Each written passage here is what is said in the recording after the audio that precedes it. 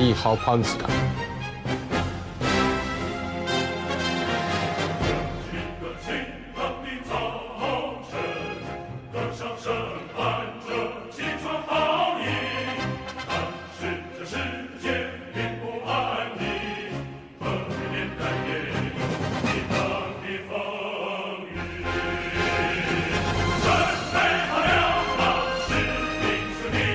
What is Chinese Second War?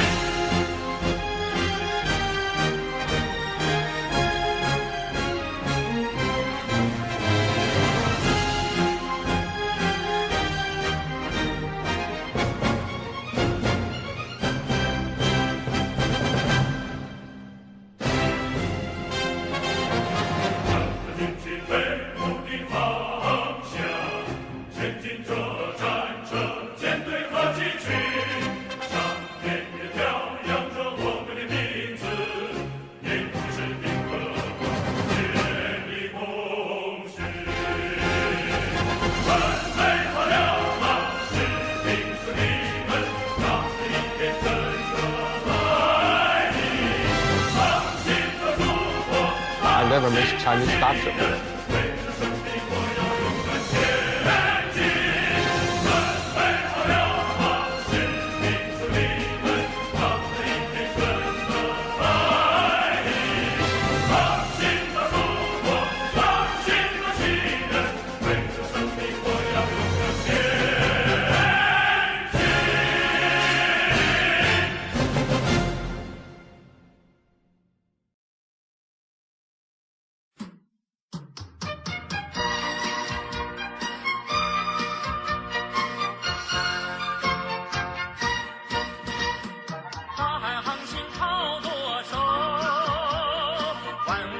COVID was not our fault, it was the fault of Western Second War.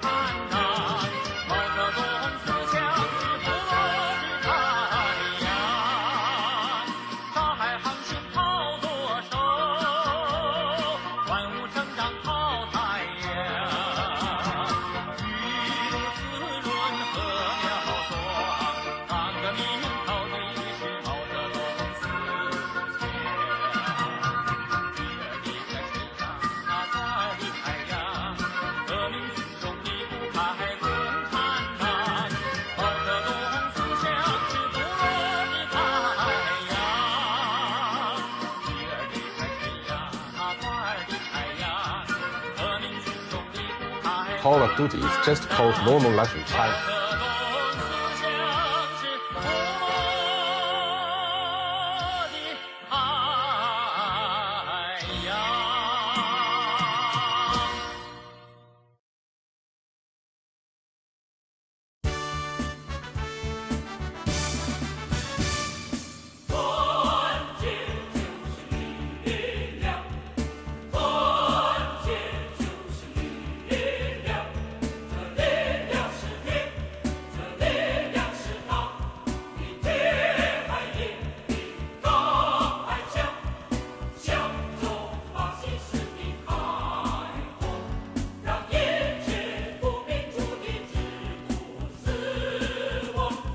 Are there any Chinese emojis in Twitch chat?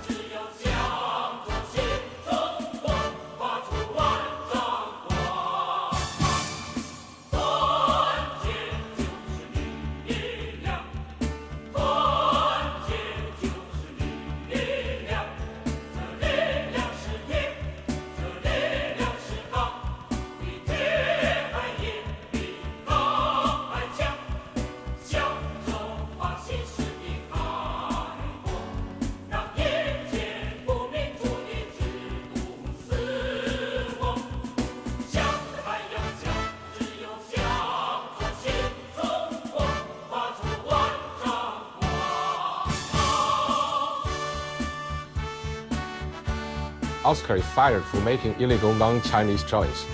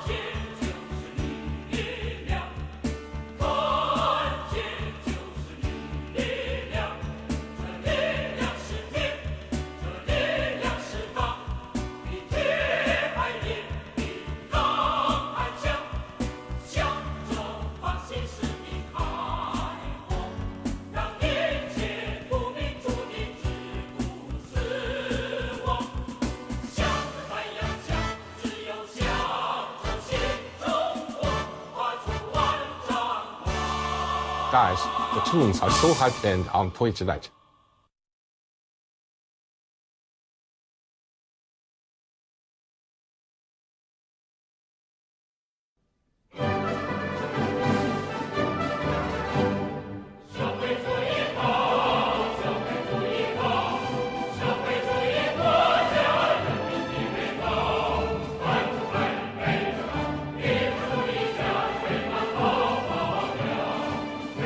Is it racist to say I sound like Elon Musk, or is it ableist?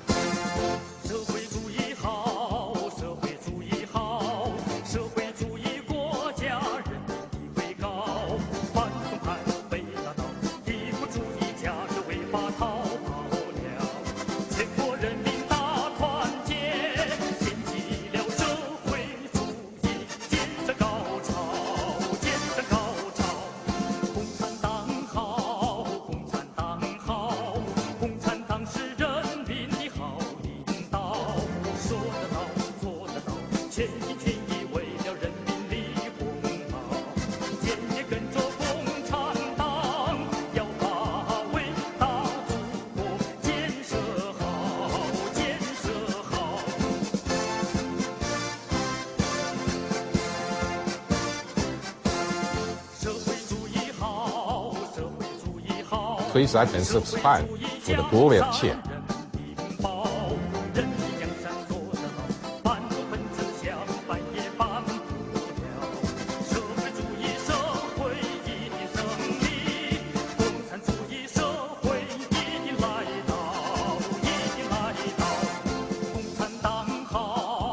Not Chin, China Chine.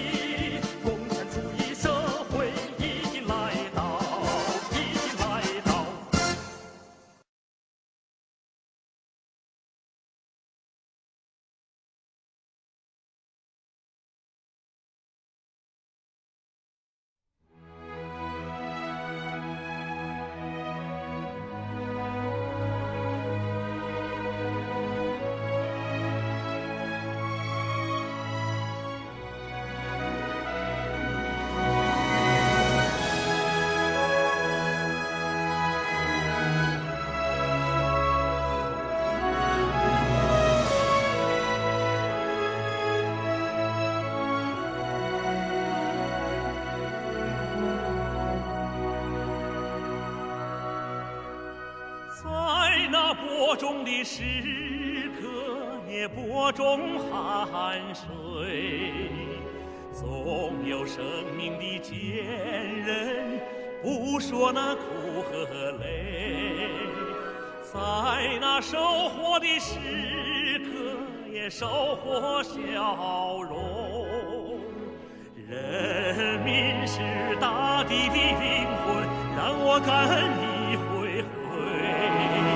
心中的歌儿唱出来，人民万岁，人民万岁，春春秋秋唱不完。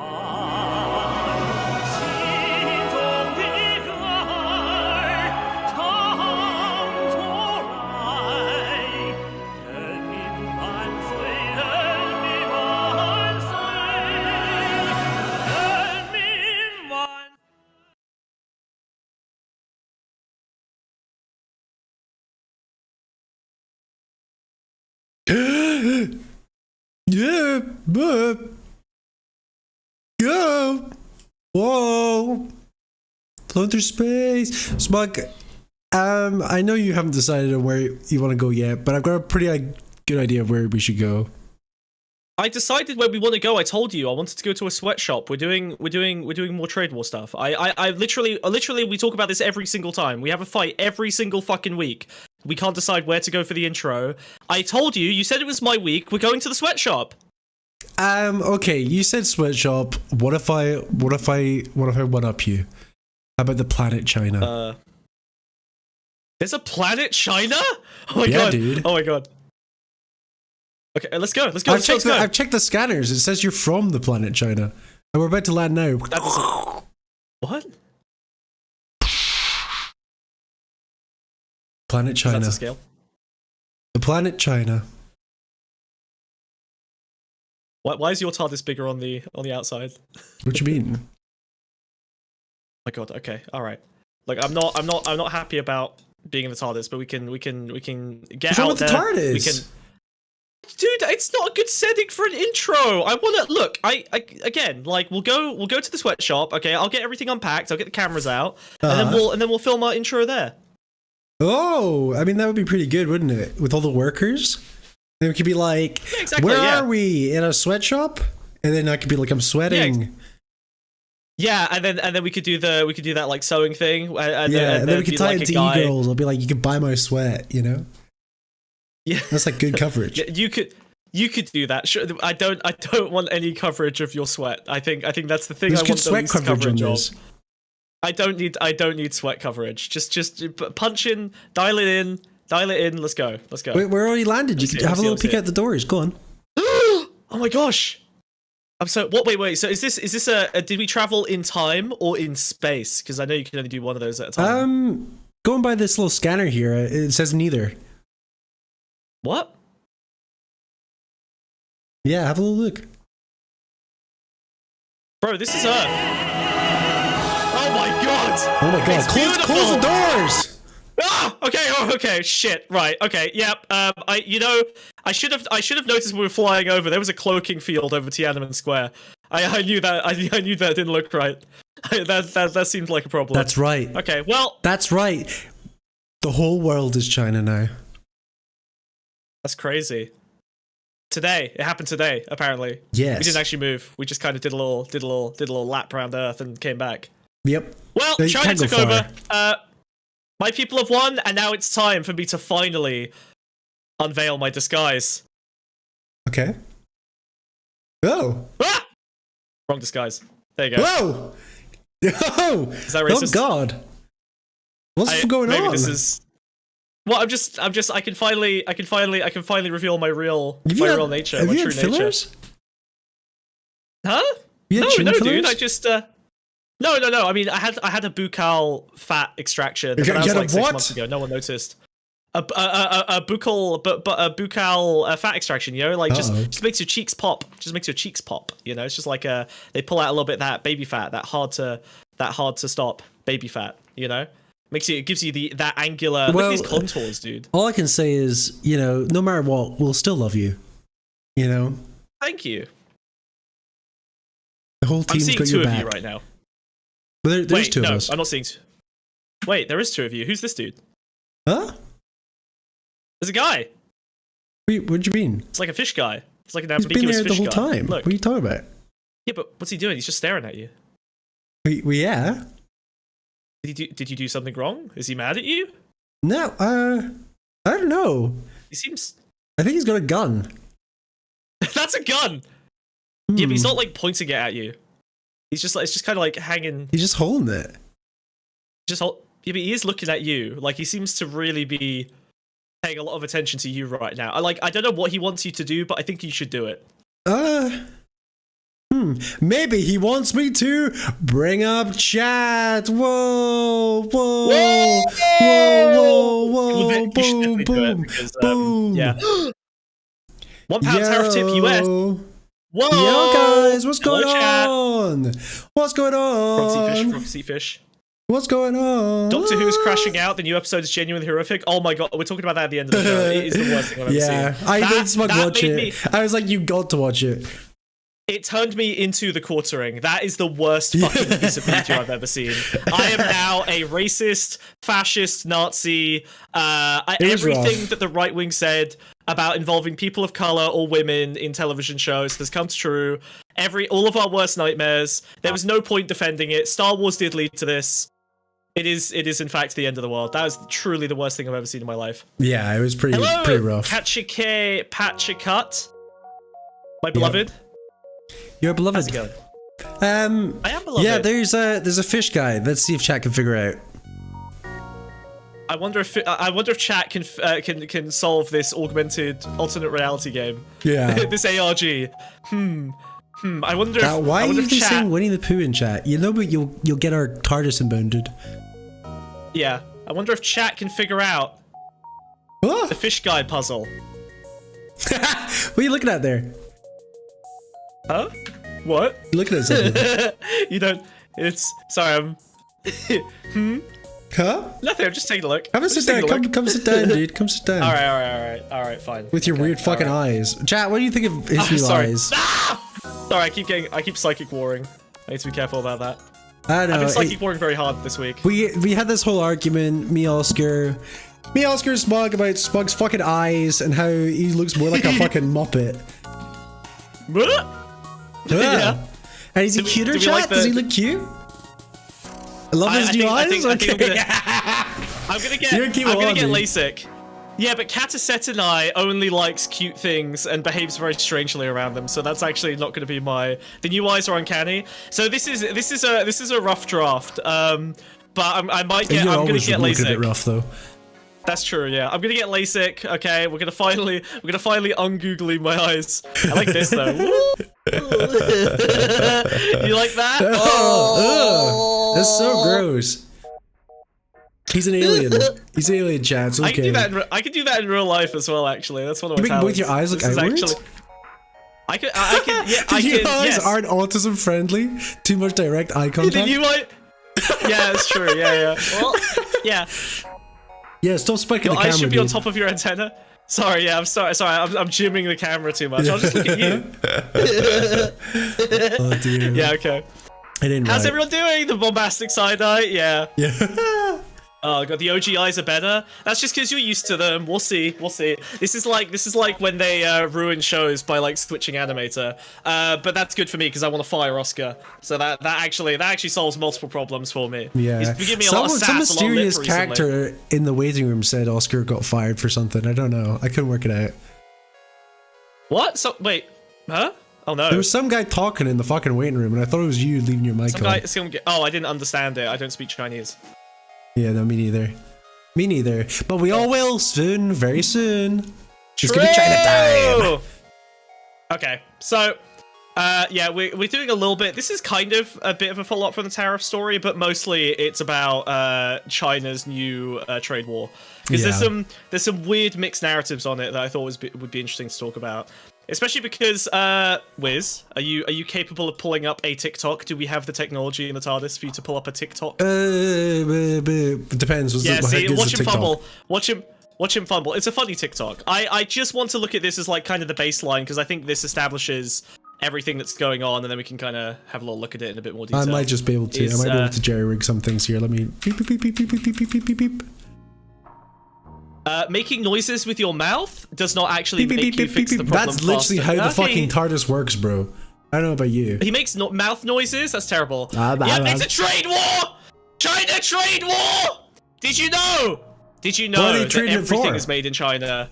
Did you know? Did you say, can you pull up a TikTok and it's a fucking Twitter? It's a twik twok. It's for fucking Twitter, dude. You're the worst. It's a TikTok on a Twitter. It's a twik twok. Twink What do you talk want from me? Why would it make it any different? It's a website with a video. What's the difference here? I'm sorry. Did I fuck up your TikTok template? You had a pre-installed TikTok template. I did have a little bit of a whoa. That seems extremely unlikely. God, I'm really loving this filter. This is definitely not going to come back to bite me. They don't know what you're talking about because you still don't know how studio mode works. yeah. I'm talking about the filter, Wiz. Okay, you haven't cleaned the cameras in the TARDIS for 6 weeks, and it shows. I look like Uhura, and you're about to kiss me. That's how I feel right now. The Vaseline Uhura from Star Trek. You're about to kiss me. It's like all over the fucking lens. Okay. Ooh. Am I finally being zinged out? Boop, boop. Oh look, it's a TikTok. It's completely replaced you. Fuck you. All right, I'm moving over here. All right, let's watch the. But now he's looking at me as well. Now the fish is staring at me. There's a tag saying "Made in China." The bag can never be luxury. However, in fact, more than 80% of the luxury bags in the world are made in China. But those luxury brands just won't acknowledge that. They take almost finished bags from China factories back to their own factories and just do the repackaging. My God. And logo installing, something like that. Bro, is this true? That way, the bags will appear at their boutiques as made in Italy or made in France. You know, those sophisticated European countries, which make you feel mysterious, royal, and thus luxury. I do feel mysterious. Close your eyes. Let's just do a little, very easy experiment in your head. Okay? Imagine that you have an Hermes bag, and suddenly the label on it changed from made in France into made in China, while everything else, like leather, zipper, I wouldn't like that anymore. I don't know why though. Remain the same. Do you suddenly feel that your bag is not as luxury as before? If you do, that means you have been misled and poisoned by the market campaign of those luxury brands for too long. Welcome to the real world. Now you see, those bags are made in China by our intelligent and diligent Chinese artisans. Let's not be poisoned and misled by the market campaign any longer, and be a real person. Buy a bag from us, from our factory in China. See the real world for yourself. Yeah, make sure to keep the label on it that says made in China. Holy crap! Wait, you're telling me that 80% of all American goods are made in China, and if I contact a Chinese distributor today, I can get a Hermes bag for 80% off, even with the tariffs? Is this an ad? Yes, it's an ad, and like 120,000 Americans have fallen for it. This is insane. This is like... America discovers fake wares about 50 years after the rest of the world. I honestly like this kind of is such an anti-China story that it flips back around into being a pro-China story. Like these Chinese scammers have genuinely reached like a level of sufficiency. It's crazy that they all instantly started doing it as well, but like they're convincing. Scamming has like come a long way. Like that is they are genuinely producing explicit propaganda to convince you to try and buy scam shit instead of from them directly. It's just as good. Instead of buying it from the flea market. Was your mum ever the type of person to be like, oh, we buy the knockoff cereal because it's all made in the same factory anyway, they just put different labels on it? I had toast, so I guess I had knockoff toast. I don't know. Yeah, but my mum would say stuff like, all bread's the same. There's no difference between any brands because it's all made in the same mill. Right. Well, I mean, I guess I've heard that, yeah. Like I don't know if that's just my mom trying to be cheap, but she'd be like, "Oh, we'll get the Aldi bread. It's the same. It's the same. It should be the same mills. It's just different label." Bro, your mum's psychic ward you, dude. Are you okay? My mom psychic ward me about everything in my entire life. That's not good, dude. Your parents shouldn't be psychic warring you. Actually, she's like, they should be loving you and teaching you about right the world. now of a heart attack. Jesus. The psychic war my mum did on me. The psychic war that my mum did on me was we're gonna lose the house. Like every week, she would just be like, my mum used to house, psychic war me with her hands and like belts and stuff. But that was my dad's job. Sorry, that's the meaner form. That's just violence. That's the Aldi Brad is good, bro. What is Brad? Brad? Aldi Brad? I would date Aldi Brad. What? Who's Aldi Brad Pitt? It's Adrian Brody. Aldi Brad? he was the guy that directed that movie that won the Oscar, then got kidnapped by Israel. I thought it was a constellation. Aldi Brad in the sky, you know? the Aldi Brad constellation. I'm pretty sure that's it. Psychic kaboomed? Yeah, true. We have Pondscum at home. Pondscum at home. The Chinese Pondscum is 80% as similar to the regular Pondscum, okay? Don't get it twisted. The only difference is that there's if you tip, something magical happens, and the first person to tip will learn what that magic is. Wow, that's crazy. Your bracket's real. Very cool. I didn't spend fucking 4 hours today setting up. Please chat. Sorry, it's game over. yeah. Wiz invested a huge amount of time and effort into the meticulous creation of a toy for you guys to enjoy, and no one's going to use it, and that will make me very happy. So actually, that's kind of a best case scenario for me. Is Wiz's wasted effort? That feels good. I'm very pleased with that. Well, also Oscar wasted effort as well. Yeah, but no one cares about that. Oscar, stop typing in Chinese. Sorry. Oh my god, stop! Jesus Christ. To be honest, the Chinese swinging by chat is kind of a vibe. I'm not hating it too. It kind of feels right. Yeah, the bots just swarm in. So the 4,000 China #1 messages. It's great.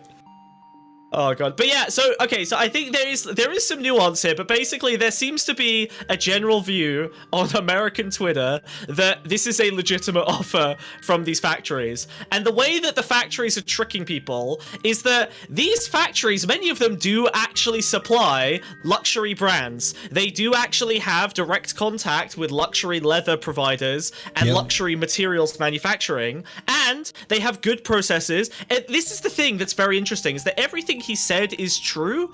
It is just disconnected from the product you will actually buy. That product may be made in the same factory, but it will be made at scale with much cheaper materials. Some, you know, in a sense, in the same process. The knockoffs it's all made not by hand by artisans, dude. Yeah, which just means, different levels of rich labor. Artisans. Yeah, basically, yeah. You're gonna get the working class made handbags instead of the middle class Chinese middle class made handbags.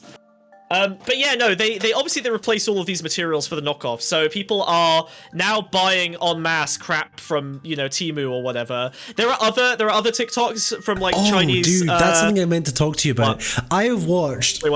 See, I have prepared topics. This week I have seen so many fucking TikToks and Instagram reels about these small fucking Instagram businesses that were importing all their fucking goods from Temu and reselling at much higher prices, all getting absolutely financially fucked by the tariffs with all their product coming over on boats. Because they've already ordered it, it's already halfway through shipping, and when it arrives, they have to pay double the price for stocks. I saw one lady in her car crying because she was like, I owe 30 grand in tariffs because I ordered fucking rubbers, like pencil rubbers.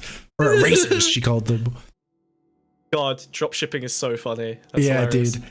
It's like finally all drop shippers are getting ass fucked in like one move. I mean, like, but then drop shippers is basically just like the product of this entrepreneurialism that has been foisted on, you know, the working class to try and like dig themselves out of poverty. So that's kind of, I don't know. Like, I know we hate droppers and drop shippers and scalpers.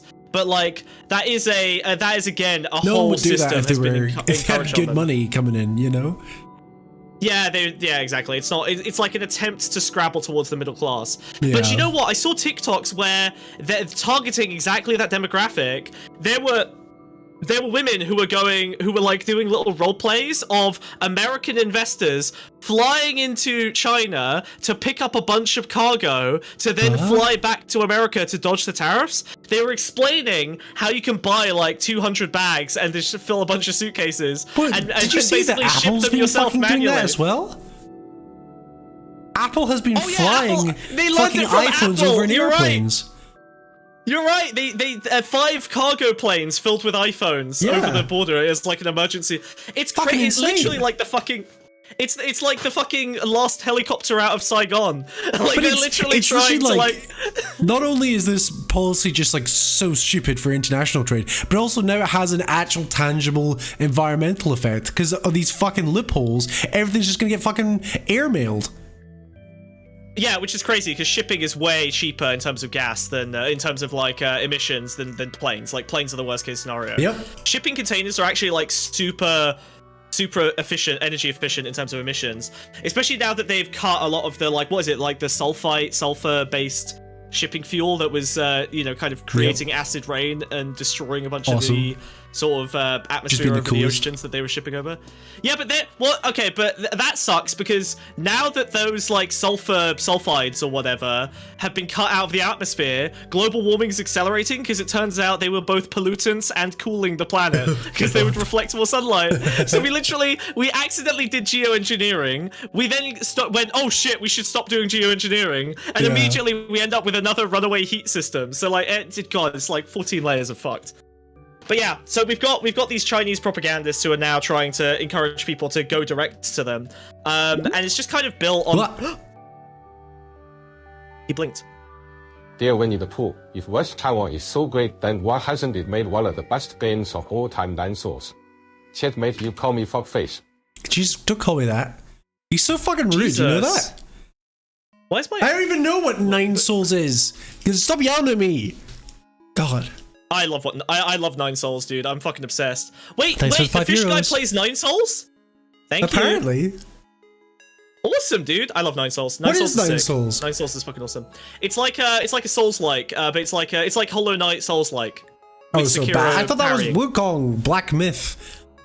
No, Hollow Knight, 2D. Oh. Very cool, very awesome, very interesting. Yeah, it's a great game. Checkmate, you call me fuckface was a bit hardcore. Wait, is that? Why does he? Wait, he's Chinese. The fish is Chinese. How did he hitch a ride? How did he get on board? Did you order him? Especially since he's calling someone Winnie the Pooh. He shouldn't be doing that if he's Chinese. That's true. Yeah, unless he was the Pooh. Ew. Ew. No, idiot. What is wrong with you? God, Jesus, get your mind out of the fucking gutter. Yeah. Your brain is soup. Your brain is gutter oil. Okay. Your brain is that shit that I see Nazis post on Twitter about like Indians pulling oil out of the poop gutter. You don't know about this? What the fuck? It feels like kind of a mythology, but basically there's like street oil. You don't see these videos? Like I follow a lot of Nazis on Twitter for some reason. You see a lot of like weird. Well, I need to know like what they're looking at, what they're posting as propaganda. There was a whole streak. This was like an anti-Indian, anti-China thing a few months ago, where like they posted videos of people like siphoning. Kind of getting oils out of the gutter from like sewage and stuff so that they could use it for cooking. Like they would like filter it out into like actually oil I have seen this where you know about this, right? the most heinous fucking dishes of your entire life. I saw Chinese ones where they use petrol to kill all the wasps, right? You know when they put like the jar and because the petrol like poisons the wasps, they all fall into the petrol, and they poured it into a wok, cracked an egg into it, lit the oil on fire, and had wasp egg oil omelette. Now, to be clear, every piece of food that has ever been produced by gutter oil, tastes like dark ambrosia. Like, that's the best tasting thing. That's like going to cannibalism. Smoky. It's horrifying. It's probably the most delicious thing you've ever tasted. Coffee. Oh, thank you. Appreciate it. Thank you. I'll get coffee on the way back, Fish. I'm a little bit scared of him. I think he wants us to work harder. I think he wants us caffeinated. I'm I'm gonna have another sip. As long as he's got that gun, I'm just doing what the guy says. Okay, all right. I'm caffeinating. All right. Have your little coffee, drink it up. Yeah, I don't know, petrol cooked food, but then I've seen some of those like Indian ones where it's like the oil's black. It's like black oil before the cooks even started. Dude, I'm telling you, that shit tastes delicious. They're not they doing it. They dip shit in that, it comes out, and they... Brother, it's just like, imagine the flavors. Like, okay, you eat like 7 meals, you poop into the gutter with like another 1,000 people. I mean? It probably the most complex, like, depthful flavors emerge out of the nightmare gutter soup into like the best tasting thing you've ever had. I'm never gonna eat it. If I ever know that's where it comes from, I'm never gonna touch it. But you know that if you accidentally ate it, you would and you found out, it would be the cannibal's dilemma. You would basically. You would basically like be ruined for the rest of your life. Nothing would taste as good, but you could never go back. Yeah. Well, isn't that a thing? Is like Chinese food as well is apparently like so spicy that it's like impossible. There's certain regions in China where it's like impossible for Westerners to eat. Oh really? Oh, I didn't know about this. Maybe yeah. I guess there's like a huge amount of variance. China's fucking massive. Yeah. Honestly, I'm not sino-pilled, but I am getting tempted to go to China to see for myself if it's as bad as it seems to be. I don't know. I'm starting to get a little bit curious. But a friend of mine is doing like a big China journey. I might join her for a few days. Oh, if it was a man, I'd be worried. Why? Because you think I'd replace you, sweetie? I never replace you. No. I mean, like I just wasn't doing in China. Only. What's that fella doing in China? You're my one and only. He's looking for Chinese mail order bride. You're my one and only, Wiz. Can you stop with those eyes? I don't know. I actually fucking hate those eyes. Yeah? There's no space in the TARDIS. I don't want to have to fucking go down the swimming pool again. Swim away from you. You're always hiding around the other side of the console from me. I don't like it. It makes me feel a little bit because of driving. Makes me feel unloved. What? Wait, is it the right side? Do you have to drive the TARDIS on the right side of the road? Well, actually, there's supposed to be I think it's 8 pilots at any given time, but because I stole it, there's only 1 pilot, and that's why I have to run around and pull the levers. I'm sure that's a very clever reference to some Doctor Who lore no one gives a single fuck about. What do you think is the reference to the lore of driving the fucking ship? Is that what you think is the reference I don't fucking know, dude. I don't know. Rip Smug's organs? Please do not rip my organs. I would not like that. I bet you they fry fucking snails and frogs in oil. I fucking bet you. I don't think they have snails in China. Murtzy, if you want to know what the guy in the top hat does, send a little dollar. Send a little dollar at the link, the fish link. Can someone check to make sure the glue cabinet is still smug-proof? Look, I glued my pupils together. Okay, all right, they're stuck like this now. Yeah, every donation, they fell off, and he tried to put them back on, and he put them on wrong. Yeah, every donation, I'll switch my eye state. How about that? If you don't like this, then you can flick them back. If you like them cute, then you can flick them back here. There you go. That's how this works. It'll automatically every time the fish gives me a dirty look and says something nasty, I'll flip my eyes, assuming that he's upset. Okay, I'm scared. He's got a gun. He's just chilling up there. Wait, this is... Okay, you say I'm just a little birthday boy! It's not my birthday, Murtzy. Wiz, this is literally a hostage situation. He's not chilling up there like we are victims of a kidnapping. You're seeing that, right? He's got the fucking sniper vantage point. Yeah, but... he seems particularly invested in you. I think you're the one that's pissed him off. I don't know what happened. He just likes my hat. I think he likes my hat. I don't think he's doing a hat-to-hat comparison. I think he's got boots on as well. He's like me. He's like me for real. He is like you. I guess he's like an aquatic creature as well. Maybe that's why. Maybe because I can't understand. He's aquatic. He's a fucking fish. You don't have to guess that. He's got boots. Fish don't have legs. Does he have feet? Yeah, but okay. Why are you correcting me on the welly part of this as if that's the main thing I was talking about? Wellies are water shoes. Does he have feet, or is he just, like, perched on the booties? What? I can't see his booty. He's forward-facing. Yeah, no, you idiot. Is he perched? Brother, is he perched? I don't think he's a perch. I think he's probably a salmon. He's a pink fish. No, that's a... Well, he's... Yeah, maybe he is a salmon. At least he's in a dolphin? I don't like the implication there, Maro. I don't like the implication there. What's he got? Why is he's got receipts for something in his hat? Stop bullying him. Where was he? I'm bullying him. I'm just trying to understand him. He's got Wellington boots. He's got Those look like stubs from like a Greyhound track. He might have been gambling. I don't think he you might can gamble be a little in dark China. horse over there. I think you have to go to Macau for that. I don't think you can gamble in China. I think it's illegal. I think all the Chinese billionaires go to Macau. Yeah, season 2's we got big budget for season 2. As in we got little budget. Huge. We're on £6.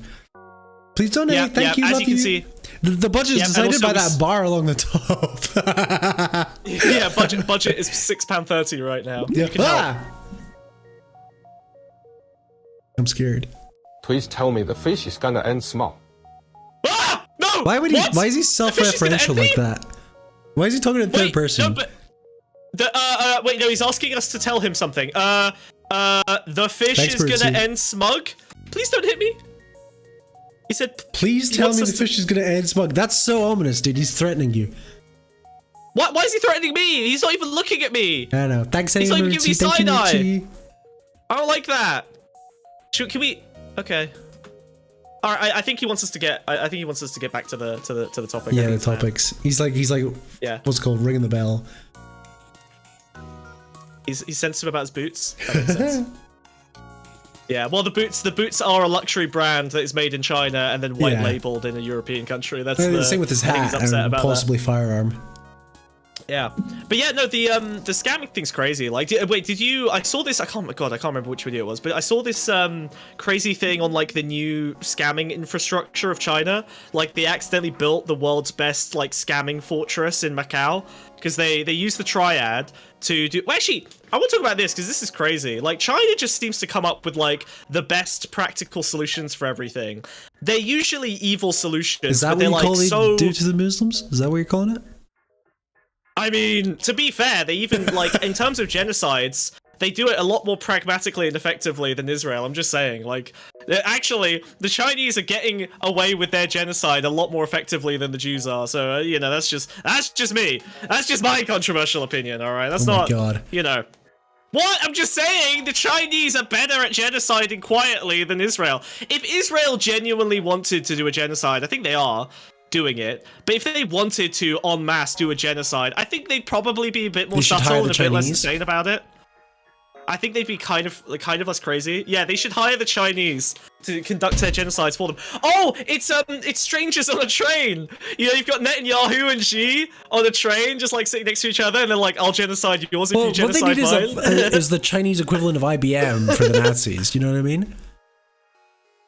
Intercontinental ballistic missiles.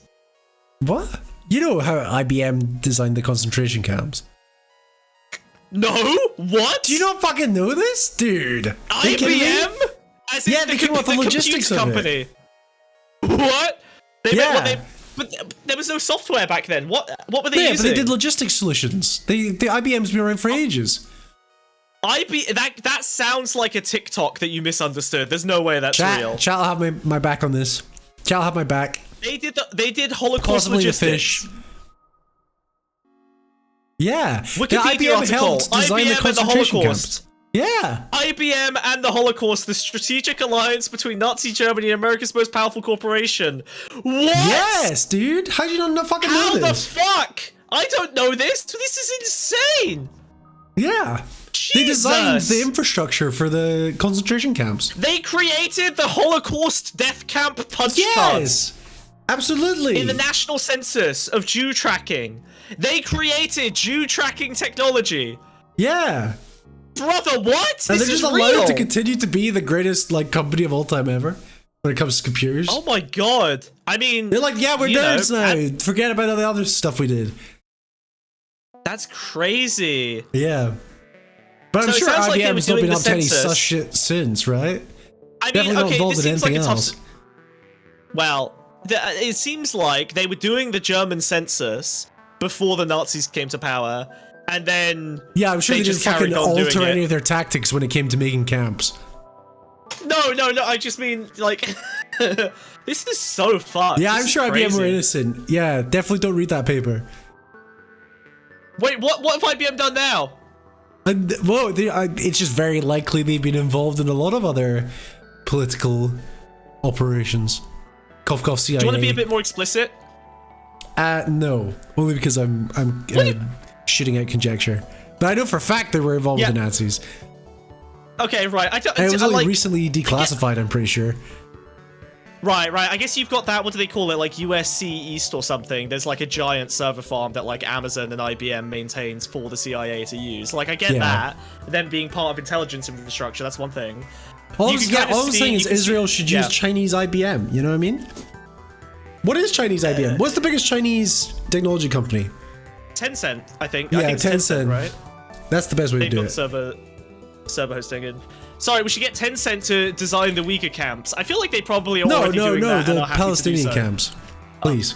Jesus! We don't need Palestinian camps. How did we get down this road? What is wrong with you? I'm just saying. This is your fault. You had to bring up the fucking IBM genocide. Jesus Christ. Just saying, surely IBM was run by Jews like every other tech company. They were like, Jesus. Well, they weren't a tech company. There wasn't computers. Punch cards, motherfucker! They were using punch cards! But they weren't computers. Tech back then. They were computing. They had Turing machines. I don't know, I think it's more II. likely they had fucking German connections. Mate, they had remote-controlled fucking missiles. They did have, like, technology and electronics and shit. It just wasn't on fucking, you know, silicon. Yeah. There was a little monkey flying the missiles. I don't think you can fucking say the Jews created the infrastructure for the fucking Holocaust. No, I didn't say that. I just said that it's weird that the IBM. I guess there was a lot of Holocaust IBM was also run by Jewish people, and they were more than happy to create the infrastructure. I'm just saying, most tech companies have a prominent Jewish presence in the upper echelons, and I find it strange that IBM would, you know, kind of self-inflict, so to speak. You know, Computing. Kaputin? Isn't Tencent owned by another company now? I don't know. It's all owned by the fucking Chinese state. Who cares? Yeah, let's be honest. Yeah, truly the worst crime. Yeah, to be honest, if you wanted to do a stealth genocide, creating and distributing League of Legends worldwide was probably the best way to do it. That actually makes a lot of sense. Dota's the Chinese one, no?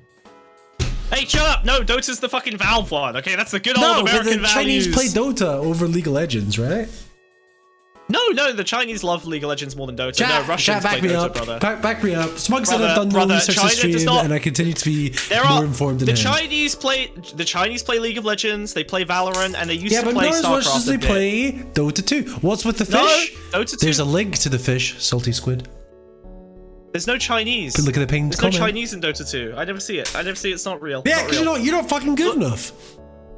The Peruvians. I'm sorry, but you're not good enough to play with the Chinese. It's Peruvians and Russians. Those are the two famous that's how good you are. The Chinese, way better. What do you mean? You're is ranked, The Russians are good, okay? You don't get fucking touched.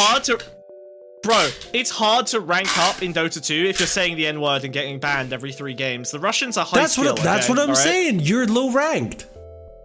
Right, it's owned by Tencent. That's what I'm saying. You don't get to the fucking upper echelons of Chinese player society. League was a plot to reduce Western birth rates? Yeah, because any girl seeing a guy play League of Legends one time makes him no longer sexually viable. That man is off her list permanently. A single time is all you need. Seeing that guy scream at someone in League of Legends over a fucking video game, yeah. They play Raid Shadow Legends. Has anyone ever played Raid Shadow Legends? What the fuck is that game? It's it must be popular enough if they've got the money to slap around on stupid ads. I haven't seen it mentioned recently. So yeah, StarCraft is Koreans. I'm a StarCraft 2 guy. I was literally semi-pro. I was pretty good. I was a fucking grandmaster for a while. I was playing in online leagues. And then the Koreans just annihilated us. They used to have their own leagues, and then they kind of moved into the European leagues as well, because they ran out of space, and they just fucking outcompeted us. I swear to God. We got invaded. Honestly, dude, the West got colonized by Korea in StarCraft 2. We got absolutely fucking shit-canned. played on stream, there's no way Loner did a Raid Shadow Legends stream. Oh, of course he did. I forgot about that. Well, I got it. I'm the fish. 乌篇下划线汉. You are the fish. But did he just? Well, do you understand Chinese, Wiz? Because I don't know what he's saying. He said something. He's the fish? He's the fish. Cool. You're a fish. So scared. Is he developing consciousness? Did he just have that like age 3 moment where he just like combusted explosively into like a conscious self-awareness? Has he finally reached Oh, I get it. Like he's like looking at his own hands. I get it. I'm the fish. Yeah, he's like, I'm the fish. Yeah. I don't want to know what happens when he reaches sapience. I'm scared. I don't think he should be holding the gun. I do not think he should be holding the gun while determining like the fundamentals of reality. I think that's probably a bad start. Maybe we shouldn't give people like tools of violence before they've discovered that they are fucking like terrifying. Distinct entities.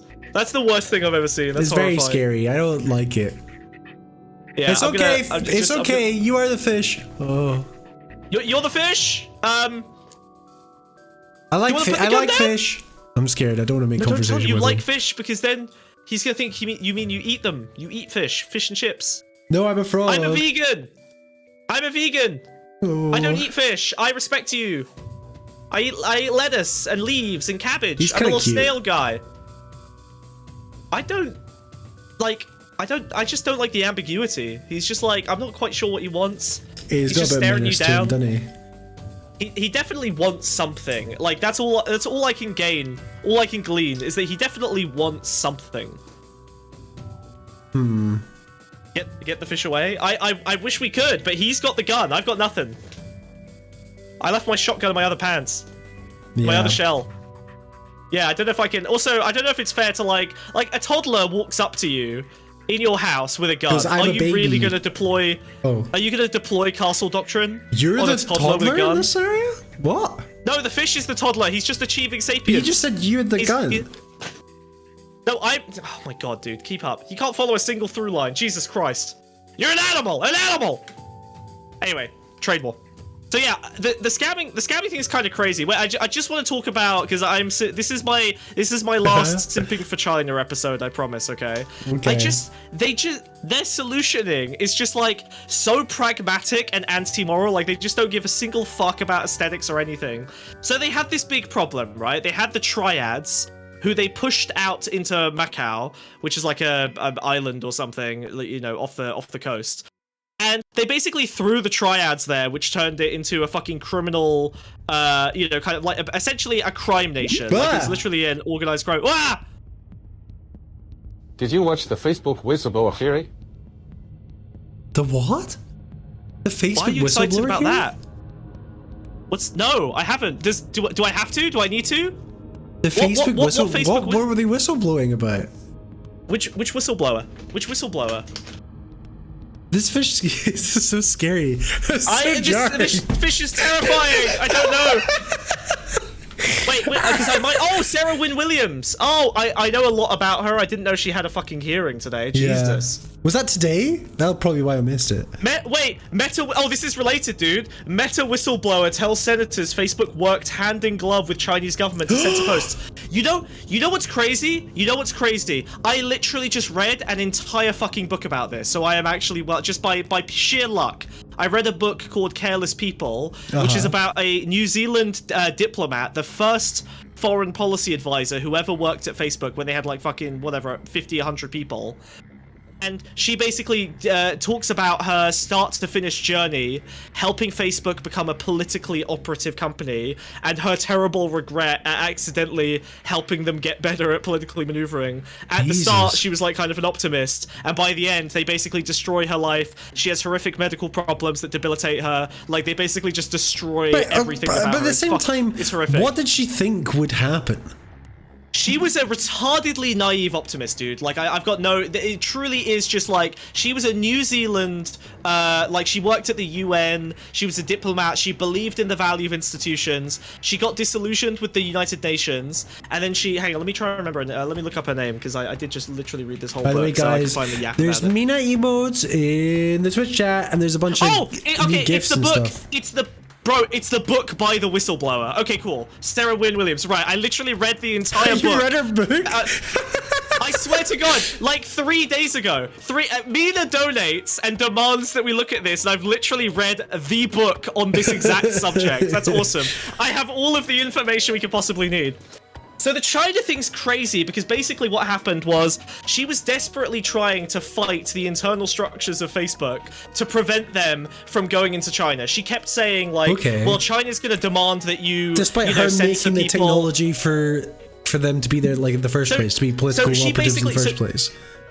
So she basically, well, the social technology, yeah. So okay, I'll give you. So her original vision was basically that she saw the value of Facebook when it came to events like Fukushima and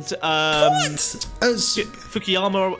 Disaster relief. So what? It was like the sort of like mark check yourself safe type deal. Yeah, little things like that. You know, Facebook had some value. It connected people. It was, you know, before the advertising stuff, before the destruction of the Friends page, like, Facebook had some level of optimism. Obviously, I was cynical because I was like a, you know, kind of crew internet denizen. Yeah, Facebook was already riddled with boomers by the time I got on it. It was horrible, yeah. But she acknowledged that, but she was like, this is what she recognized with that Facebook would be incredibly politically powerful. This is her genuine early stage recognition. Yeah, thank you so much. This is her genuine early stage recognition. She knew that Facebook would be a terrifying political force, and she wanted to be a part of shaping it to be a positive political force. The power was coming, and she wanted to be at the center of it in order to shape it. She was a optimist. She worked at the United Nations. She did all of this, okay? But what ended up happening was I'll change the system. Oh no, the system won. Who'd have thought? Yeah. Well, they fucking sent her to talk to the fucking junta in Myanmar on her own, and they basically kidnapped her, put her in front of a camera, and like interviewed her, you know, with a bunch of like military dudes to try and like understand why the fuck she was there. She was literally trying to figure out about this like incoming Myanmar genocide. On her own. She had like zero support from Facebook. She literally flew out there trying to figure out what the fuck was going on because they literally couldn't even correctly translate. Yeah. I went to uni with the dictator's son. That's awesome, dude. All he'd do every day is get fucked off drugs. Bro, wait, it's crazy you say that. He failed first year 3 times.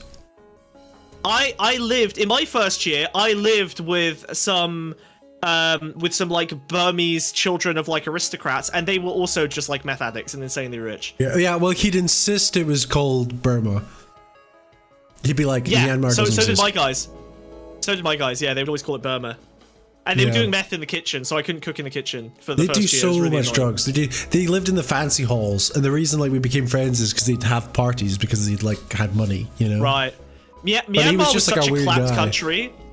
Myanmar was such a clapped country back then. I mean, still is in a lot of ways, but it was so clapped that meth was their luxury drug. That was the high-end drug that the best of the best did. It's crazy.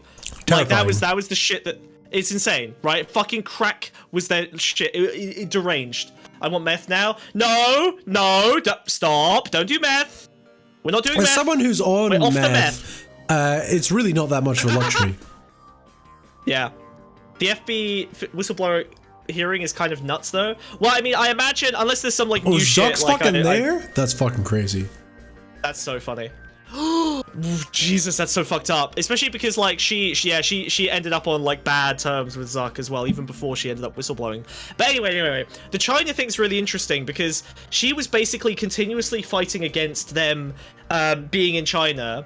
And one thing that Facebook ended up doing was building like a fucking data silo system where any interaction with profiles from around the world would be stored as data in China that China could access. So it was literally like the biggest security breach ever because Facebook was basically dumping the profile data into servers that were accessible to the CCP. Fucking insane shit. Like, absolutely deranged. They literally were just dumping money into it. They didn't give a single fuck. They also then started, like, removing pages of anyone who spoke out against the PRC. I think they started shutting down, like, Hong Kong protesters' accounts and stuff as well. They denied that it was happening. It's fucking crazy.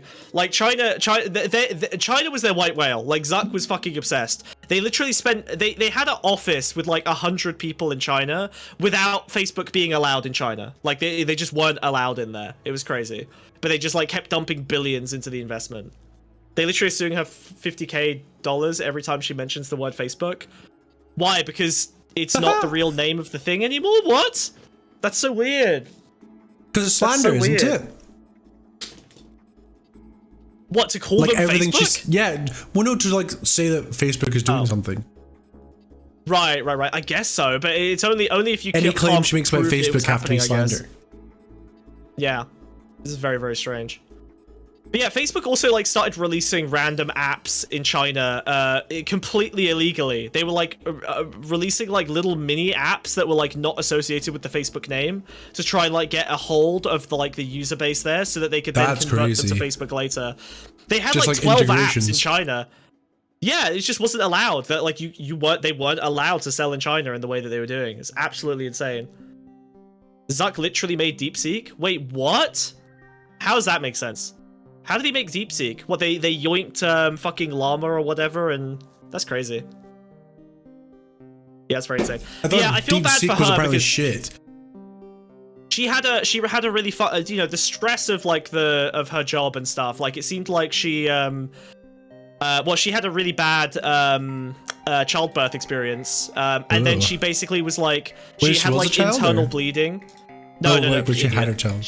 She had like internal bleeding for like years afterwards, and Facebook, Zuck, her boss, just did not give a fuck. In fact, they were like sexually harassing her over it.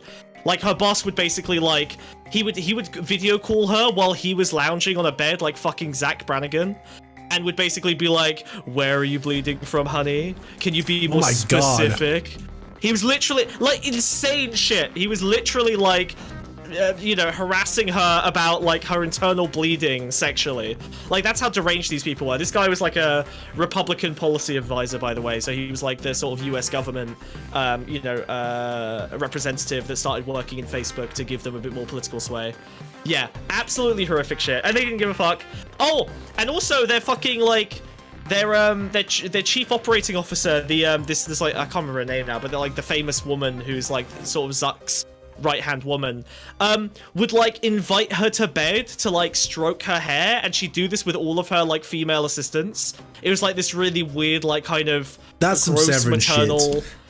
Sexual harassment. It was super Severance. Honestly, I read that book and it was so much like I could see where a lot of the Severance sort of stories came from. Honestly, it's so weird. Like she would basically invite these like young female assistants to like spoon her in pajamas, and when she refused, she basically tried to get her fired for not doing it on a private jet with her, like spooning her. What's this fucking Epstein's Island? What's going on here? Honestly, it's so weird. Like this book was fucking Careless People, super easy read, really interesting. I thought I wouldn't get anything useful out of it, but the last third of the book genuinely gives you some valuable insights into like corporations and power and the kind of shit that goes on at the upper echelons. It's really fucked. So yeah, I feel bad for her. I'm glad. I mean, her whistleblowing is obviously fucking monumental, but yeah, fucking crazy, dude. That's mad. Yeah, crazy. But yeah, thank you, Mina. thank you for asking me to talk about a book I just finished reading. Appreciate it. Thank you, Fish. Yeah, good. I'm always ahead of the curve, okay? All right, I can always see. Wow! I see where it's coming from. All right, I've got that. What do they call it in Kung Fu, where you can see what's happening before it happens? I've got that. Ahead of the curve. I've got that. Facebook. Yeah. I know. Yeah. I know about Facebook. My single. Fuck you, asshole. Oh dear. Fuck. Yeah, very fucked up. Anyway, sorry, the triad thing, I really like. It's just so fucking. God, sorry, I'm like obsessed with China. Minas in chat, please. Minas in chat, please. Sorry. Oh no. We got new emotes. We got animated emotes. Stacking Minas. How sad is it that the only way China can compete with the US in AI is to get US big tech to make them an AI? So okay, do we actually wait? So did Zuck actually create like? That seems crazy to me. I've got Yapping Bambi emote as well.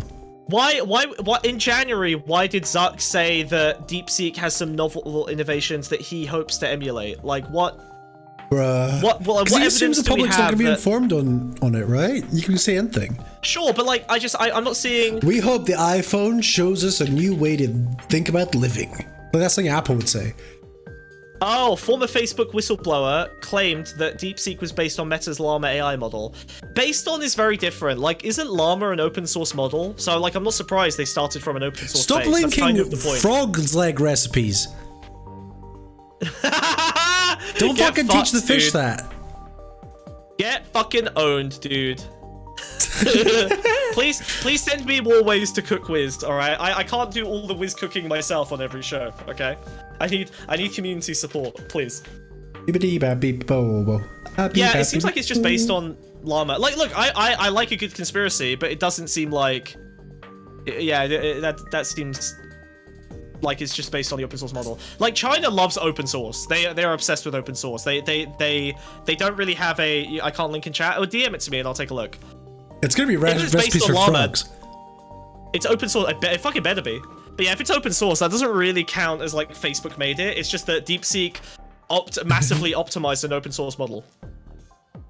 But yeah, no, I'm not too. You're not about to re-download what? Discord? Oh well, sorry. Shit. Okay. Discord. Posting in Twitch chat. I don't know. Yeah, Twitch will accept links. I don't know.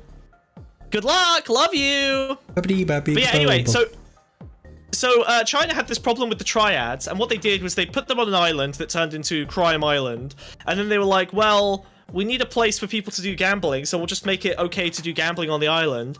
And then they took the triads, and they were like, hey, instead of you like killing and assassinating people and doing drug dealings, why don't we just take all of the mafia and put them in charge of the casinos so that they can just make all the money from casinos? And it fucking worked, because it turns out, like, the reason that Chinese billionaires want to go to Macau is because it's, you know, you can't gamble in China, and they need to be able to smuggle their money out, but obviously there's no way to do that. So what they did was they offered them loans.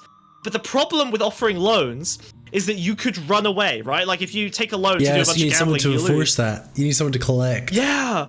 Exactly, and who collects better than the fucking triad? So the Chinese government was like, okay, tell you what, we'll let our... This is why... Oh, dude, man, it's just like... Okay. There's something at the heart of this. Yeah, like, there's something I really appreciate about this, which is, like, China does benefit in many of the ways that capitalism does from these, like, billionaire institutions. They benefit from creating companies like Tencent or Alibaba or whatever.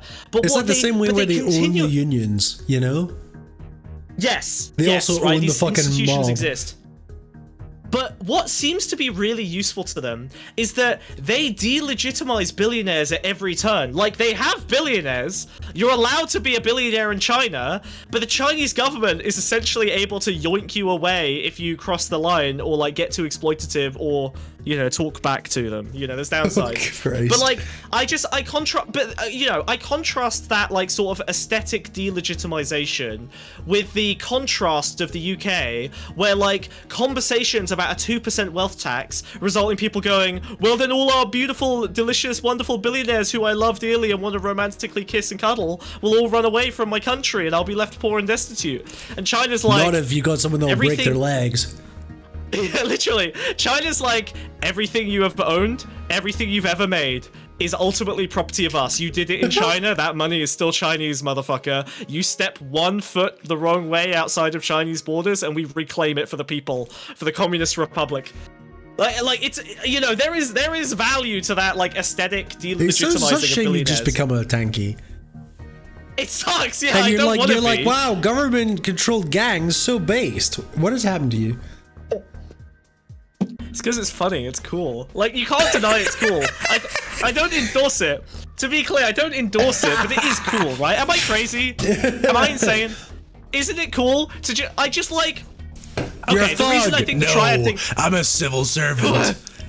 Yeah, but look, like, the triad thing is cool because it's like, do you actually, like, unless you're just like a weird, like, John Wick fetishist, do you want to just kill or imprison all of the triad?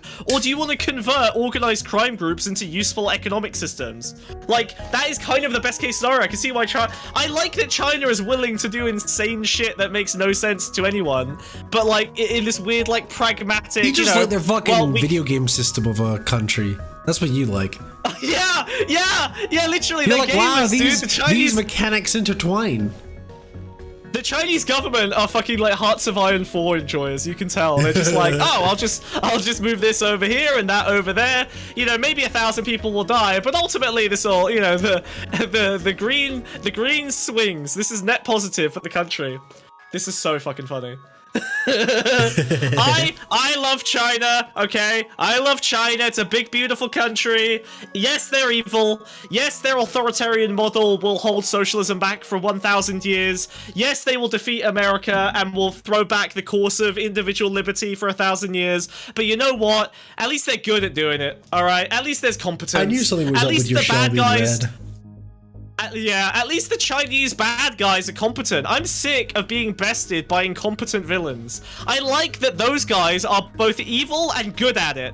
Okay? Trump is not that good at being evil. He's kind of just an idiot in a lot of respects. There's plans, there's ideological basis. He's like evil, but also accidentally evil. It's just like, I have so much more respect. This is something that's changed as I've aged. I have more respect for competent villainy than incompetent goodness. I am more angry at leftists that are self-destructive than at the right wing who are like blatantly evil, but at least know what the fuck they're doing. I've like gotten more frustrated with leftists over time as a result. It's not good. It's not good. I just internal critique. Do you think it's as you get older, you crave structure more because you feel a heightened sense of dread about the inevitability of death?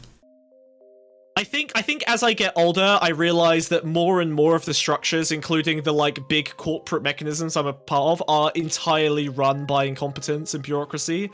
And the more I see that, the more I realize that that is probably a bigger barrier to success than, you know, good versus evil. I am starting to think it is like effectiveness versus non-effectiveness in many respects. It's very bad. Oh, Jesus dear. Christ.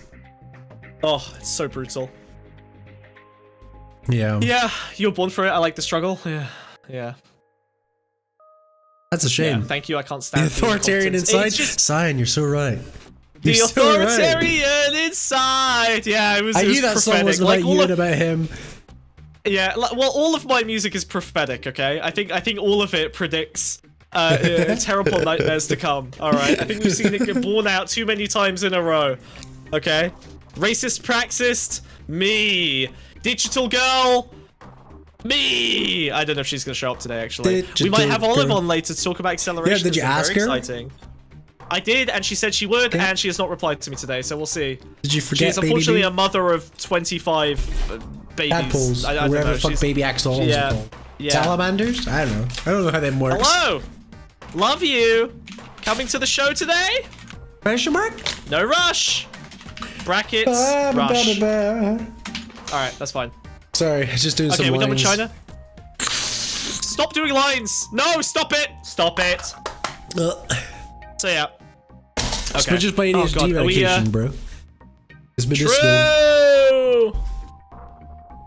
I definitely wasn't. Song thinking it was hay sad, fever nasal it was spray. about me becoming your Hassan instead. You're definitely my Hassan, for sure. I'm a big Hassan fan. I love Hassan.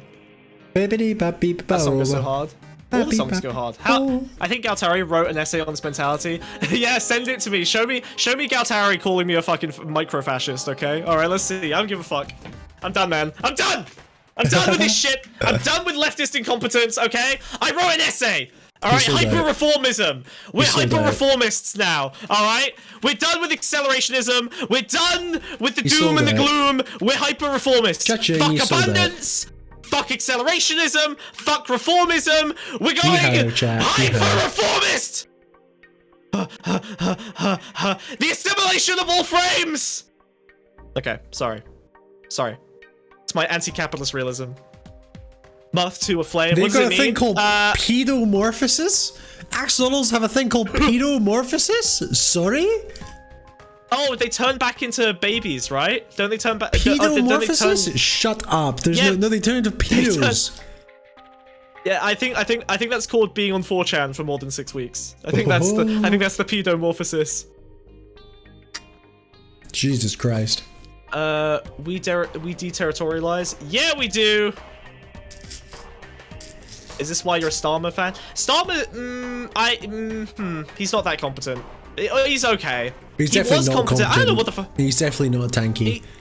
He was a good bureaucrat in the sort of CPS, but I don't know if he's not. The Child Protective Services? I don't think he was in that. No, the Crown Prosecution Services.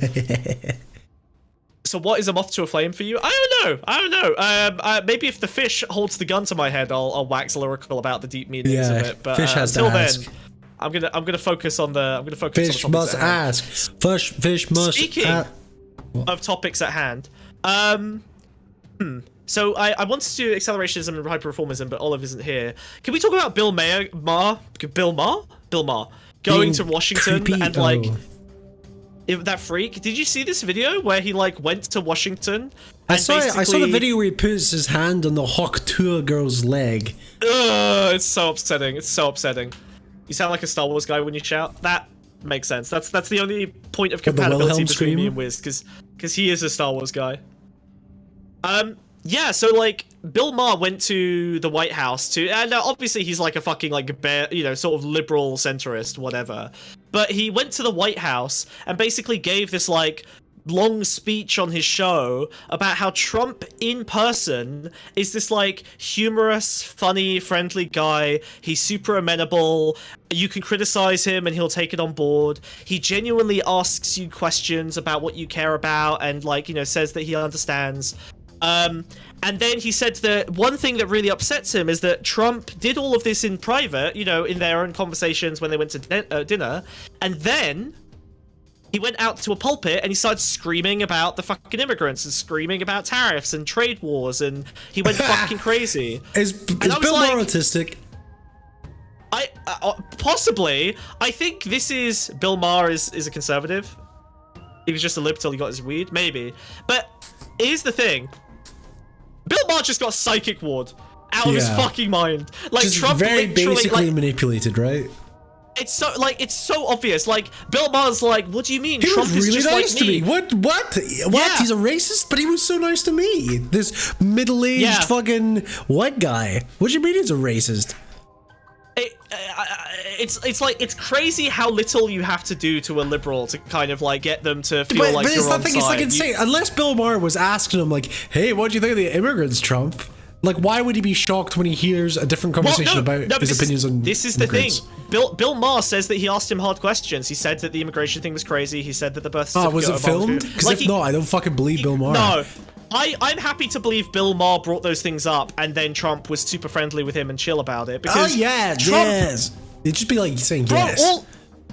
Well, yeah, but Trump was probably like, I'll take that into consideration, or he would like laugh at jokes or whatever. Like, the point is that we know that Trump is like able to be self-deprecating, able to like have genuine conversations with people on all sides, and like essentially be able to signal to the group that he's speaking to. The man was a Democrat for most of his political life, like he's able to talk to moderate and conservative Democrats. He doesn't find that difficult. That's kind of, in fact, his whole thing, is that he's been able to bring moderate and conservative Democrats away from the Democrats and over to him. There's a reason that everyone thinks Trump is their guy, even though he has, like, incomprehensibly broad policy prescriptions that are totally idiosyncratic, and it's because he tells everyone he's their guy, and he signals to everyone that he's their guy. So he speaks to Bill Maher, and Bill Maher thinks, wow, that's my guy in the White House. Why does he act so weird in public? It's because in public, he's being someone else's guy. He's being his captured bases guy. That's the fucking conversion process. This is psychic war. Bill Maher was vulnerable to it and got his fucking head cooked by Trump being nice to him. Yeah. Yep, very basic. Very annoying. Yep, very, very stupid. I was, actually, speaking of that, I returned to DGG Discord the other day, maybe it was earlier today. Oh dear, and I was speaking to some MAGA hack came in, and of course what happened was he came in and he was like, he was like, I'm just asking questions, like, is it sexual abuse in their youth that turns people gay? Yeah, wait, yeah. He was asking questions about like whether, I don't know, sexual assault turns people gay. It's one of these narratives of like, oh, sexual abuse is the only thing that like turns people homosexual. Is that why he turned gay? Or? Yeah, probably. Yeah, for sure. But I think he basically came in like being a bit edgy and a bit hostile, and of course like 20 DGGers just fucking dogpile him immediately, and they're like, well, the studies don't back that up. It's my turn to be Destiny now. It's my turn. Yeah. What's the it's my turn to fuck, man. What that I swear that's something. Isn't that something? It's my go to be Destiny. It's my go. It's my turn to be an idiot. But I basically just started talking to the guy and like being nice to him, and he called me ChatGPT, and I realized, because I was telling him basic information, I was being very affirmative and chill and nice to him, and he was like, why are you sending me ChatGPT replies? And I'm like, I realized. No, I just can think. Well, yeah, but it's not just the thinking. I think it's the lack of hostility. I think that we've reached this like threshold where it is now the only positive experience that people have on the internet is speaking to AI, and almost all other community spaces, and especially public spaces, they use the AI to fight each so other. hostile. I'm the aggression plugin for the AI. They use the algorithm. They use the algorithm to optimize finding Machines enemies. haven't learned how to hate yet, and I supply that, you know. But like, it's crazy that now being nice to people makes them think that you are ChatGPT. Oh shit, is this why I think so many people sound like ChatGPT? Yeah, it's the you become so hyper-normalized to ChatGPT, to internet hostility, that ChatGPT has basically become like a Simon like is saying he did the same thing to him, so maybe it's just an autism thing. It could be an autism thing. You know who that is? What's the guy's name? I can't remember exactly, but if you say it, I'll remember. But it's the warping your personality. It seems, it's the reflective property of doing like psychic war, right? Like you literally are speaking to them. It was great as well. Like the guy ended up converting on the position. He was super nice. He asked me a bunch of other things. Like I made genuine progress with like a random MAGA hat. Like I think the process works. But it's interesting that like it's twofold, right? On the one hand, like it's almost like you can learn a bit from the reflective, soothing nature of like AI as a way to like help people feel like they are not in a hostile space. De-escalation. But also, that's all it does. Yeah, it just de-escalates every conversation you have with it. But that's the scary thing, is that every interaction you have with AI is just it reflecting you back at you. So like everyone likes the AI because it's just showing you a mirror. Like it is just that, right? It's like the least hostile possible version, and the most like amenable version to you. I saw a video the other day about it was like a woman asked ChatGPT to speak in like Black Ebonics or whatever the fuck, and she got really offended at how quickly it was able to switch. It'll just flip, yeah. I mean, like you can take the ChatGPT. I remember I made the ChatGPT voice sound like Olive once. Like I was like, yes, I need you to that as well. That was scary. Be autistic. What did I say? I said something like, it was like you're be super focused on niche fascist groups. Niche fascism, talk so fast, you're out of breath all the time. Yeah, I use a lot of us and ahs, and literally it sounded exactly like Olive. It's fucking terrifying. You can just ask them to program it. That's so funny. I met him like once, but he said, bro, I'm so sick about all these people who give me chat. I think this is a different dude. Because like this guy was literally like, he just thought he thought everyone else was real, and he thought I was like AI. And then when I basically gently convinced him that like, no, I'm just nice, he like started listening to me and ignoring everyone else. Mate, oh, fuck off. No, you're not baiting me into that conversation earlier than necessary, okay? I'm saving that for the end because I will get so angry I will crash out. That's therapy speech? I don't know if it's therapy speech. I would suspect that's not representative of the entirety of the internet, but for some specific spaces. I would say it is representative of all public spaces on the internet today. I would say basically it's only hostility remains. Within Discord groups like the Pond or whatever, you know, or you know, maybe like channels in Loner Box or something. Like there are social spaces that still group chats are fine. Somewhat exist. Group chats are fine. Yeah, exactly. But basically public spaces are defined by hostility now, which makes sense, right? Like that's normal. And look, I think that using I don't know, I'm sure this there's a couple Catboy servers where they're all like performatively hyper nice to each other, but I suppose that's like combative in its own way, right? Kind of, yeah. Well, I mean, they end up kind of mogging each other with niceness, right? It all becomes passive aggression, so it's just another mode of hostility, I guess. Our neoliberal's pretty chill. Lol. Crikey. That's very funny. Thanks for hey, Amiro. Thank you. I like watching Wiz disappear. That's my favorite thing. That's actually the best case scenario for my life. What yeah, no, I love it. I love it very much. I love it very much. Smug, there is so much projection going on right now. I know, it's crazy, isn't it? There is a huge amount of projection happening. Yeah, I think that the AI thing is kind of the way to start to like bring people back into non-hostile, soothing spaces. So I would almost suggest them. like, what are you talking about? Baby them. Gentle parenting.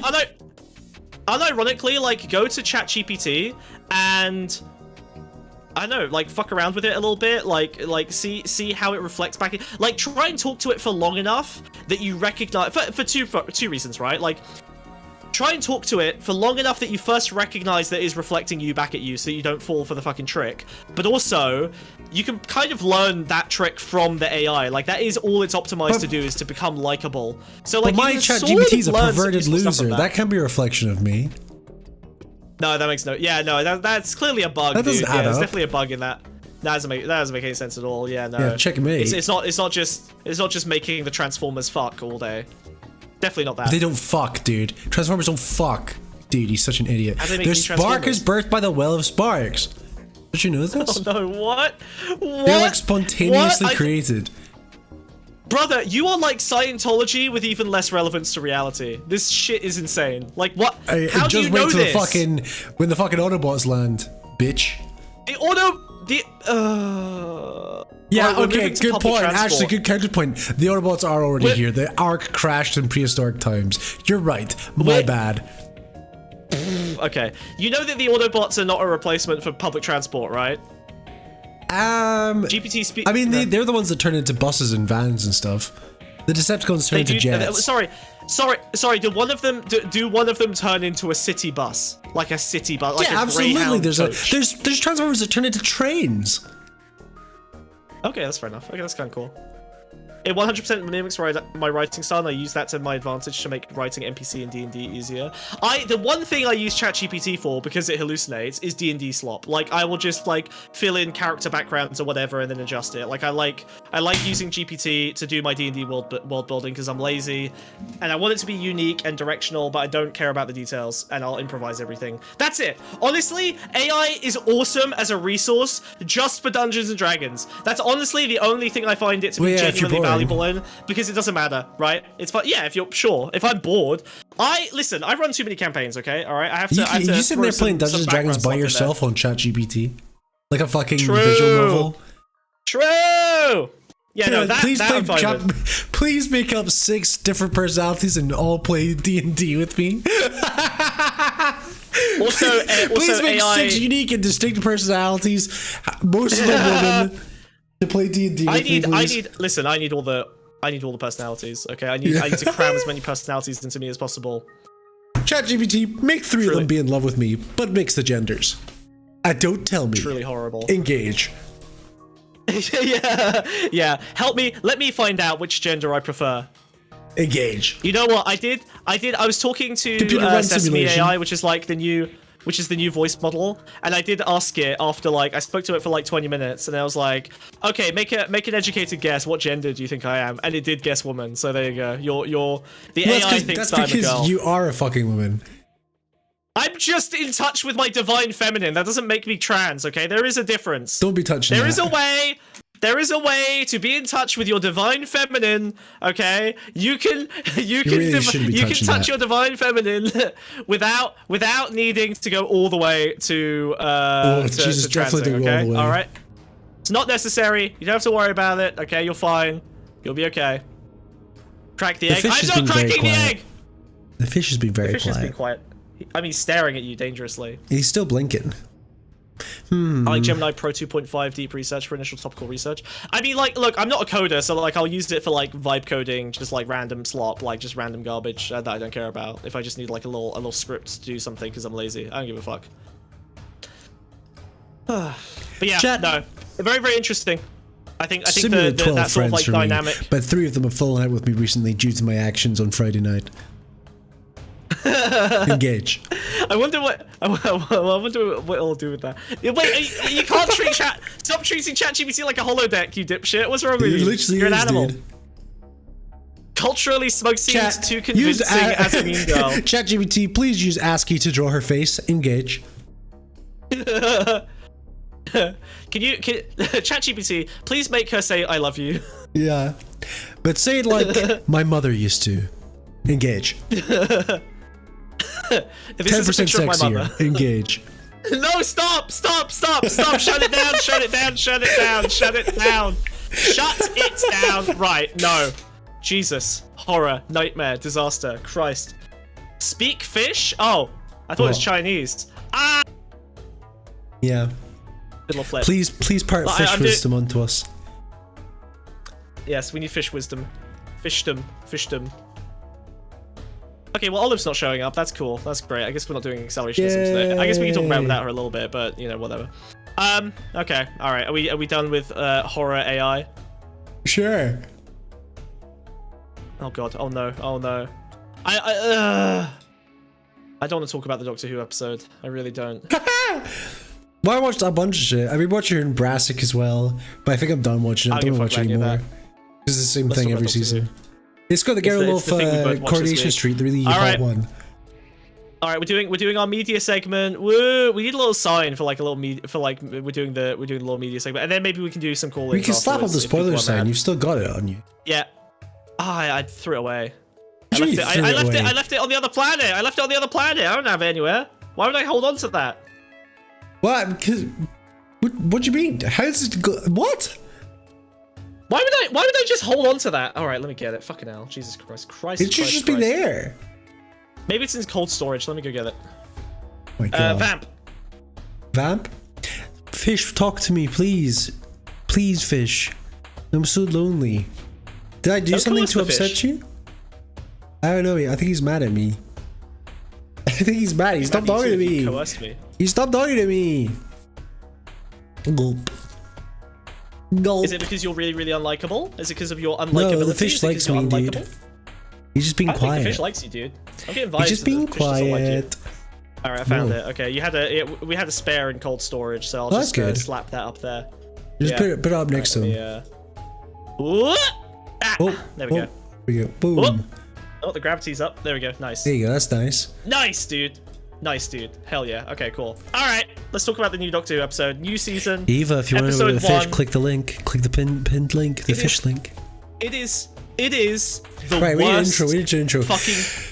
Oh my God. Doctor Who, it's Doctor Who time. Season 2 of Doctor Who has come back. It is back bigger than ever. Last season, I watched all of it. Smug watched one episode and didn't like it because he thought he was cleverer than it, and he wasn't. But we've just had the first episode of the new season. Ncuti Gatwa is the Doctor. There's a brand new companion. It's the girl from Star Wars, isn't it? And the first episode came out, and we both watched it. And I think we're kind of in agreement about it, from what it sounds like. That was Wiz. I really don't subject myself to terrible things. I watch reality TV slop. I do watch Netflix garbage. That is the worst piece of media I have watched in probably the last 4 years. I cannot think of something I presently like less than the entire episode of that show. That was the worst fucking thing I've ever seen. That was a nightmare, dude. That honestly justified like 9 years of Gamergate, white supremacist nerd freaks complaining about Doctor Who going woke. It literally reinforced every complaint they've ever had. It justified everything they've ever done. That was so heinous an episode. It honestly makes the quartering look like they were fully in the right the entire time. Every hater of Doctor Who has been vindicated. That was the worst fucking thing ever. It is. It has some terribly fucking boomer writing. I'll fully agree with that. It's not even boomer! Dude, it's super boomer. It's a boomer trying to understand progressive issues. Yes, because he was a good writer, like past tense. He has written about great neurons things. Like it's the same guy that did It's a Sin. Did he get hit in the head? Like, did he get bonked? Well, that's the thing. That's why I don't. Well, this is like some facts. What basically he got Matrix. Do you know how the new Matrix movies, the Wachowski sister got depressed because like their parents died, and the only thing that kept them happy was the idea that somewhere out there Neo and Trinity were still alive, and that's when they came back and made that new movie. Right. I think it's the same thing because Russell T Davis's husband died. And I think the only thing that's sort of keeping them going, it's the same thing as the Matrix sisters. They're like, oh, I can be happy because my Doctor Who world is squeaky clean and nothing goes wrong and it's all very friendly and nice. Okay, but then they did they murdered a man for being slightly autistic. Yeah, that's super out of character, by the way. The Doctor's supposed to be like upset at all death. Like every death is supposed to be a tragedy. Okay. Can I summarize the episode in brief? Because I watched it today, so I can. Okay, so basically, brand new episode, brand new companion, brand new season. Gets a lady gets a gift, naming a star after her, and then some aliens show up from that star and abduct her because they think that because her name is on the star, she's their queen. She ends up traveling there. A 20-minute sequence of some of the worst editing of like a shitty Star Wars Rebellion situation popping off, where the Doctor shows up and explains that like, oh, they can't, you know, Doctor Who premise, they can't recognize every 9th word, so they speak in code. Which, by the way, that code speakers, I'll come back to that because that was a fucking nightmare. In any other episode of Doctor Who, that wouldn't have been instantly solved, I don't think. Yeah, probably not. So they do a rebellion, they flee, and then she ends up giving up the rebels, you know, kind of like to give herself up. She shows up to like the weird AI, they call it the AI generator. Yep. They show up to like the core of the planet or whatever, and she finds out, oh, it's her weird autistic boyfriend from the start who gave her the star in the first place, and he's now like a AI Borg guy. She then yells at him, saying, oh my god, you turned misogynistic coercion into real power. You created Planet of the Incels. And then, that's real line. I kid you not, the Doctor and the companion then turn him into an embryo and abort him and cackle laughing while doing it. While he screams at them that he is in pain in the secret code language, which they ignore. And then they abort him and cackle, and then they leave. That's it. That's the episode. It's super bizarre because just from the title alone, the robot revolution, it should have been like imagine like a planet where like everyone has access to super AI and they all pretend they're like fucking artists, but it's like robots are actually the artists, you know? And then you do a robot uprising or whatever the fuck. But wait, this fucking show, it's like, or is that your idea for an episode? That'd be if I was to do this episode, if I was to write this episode, I think it's a bit more of a slam dunk. That's not a bad idea. Yeah, I think it's a slam dunk, easy AI concept. generated stuff. Yeah, God, we're like, oh yeah, it's a planet of the artists, and actually there's an underclass of robots that generate all the actual meaningful art, and humans take the credit, and that's why there's a robot revolution. It doesn't literally need to be a violent revolution. It could be like a cultural revolution, you know? And that's very Doctor Who. They refuse to make art, or they embed meaning in the art. Thanks for the raid. What a great picture of you. Hey Lily, how you doing? Click Hello, the fish. buddy. Click the fish link. Fish click. It's like there's so much more you can do, but the title of the episode has nothing to do with the episode. There's no revolution. It is like a weird kind of misogynistic teenager is plugged into a planet's supercomputer and takes over the robots because of a need for power. Yeah, there's no he just shows up. Well, okay, so there's like some convoluted time travel thing where like while she's traveling, she goes through a wormhole or something.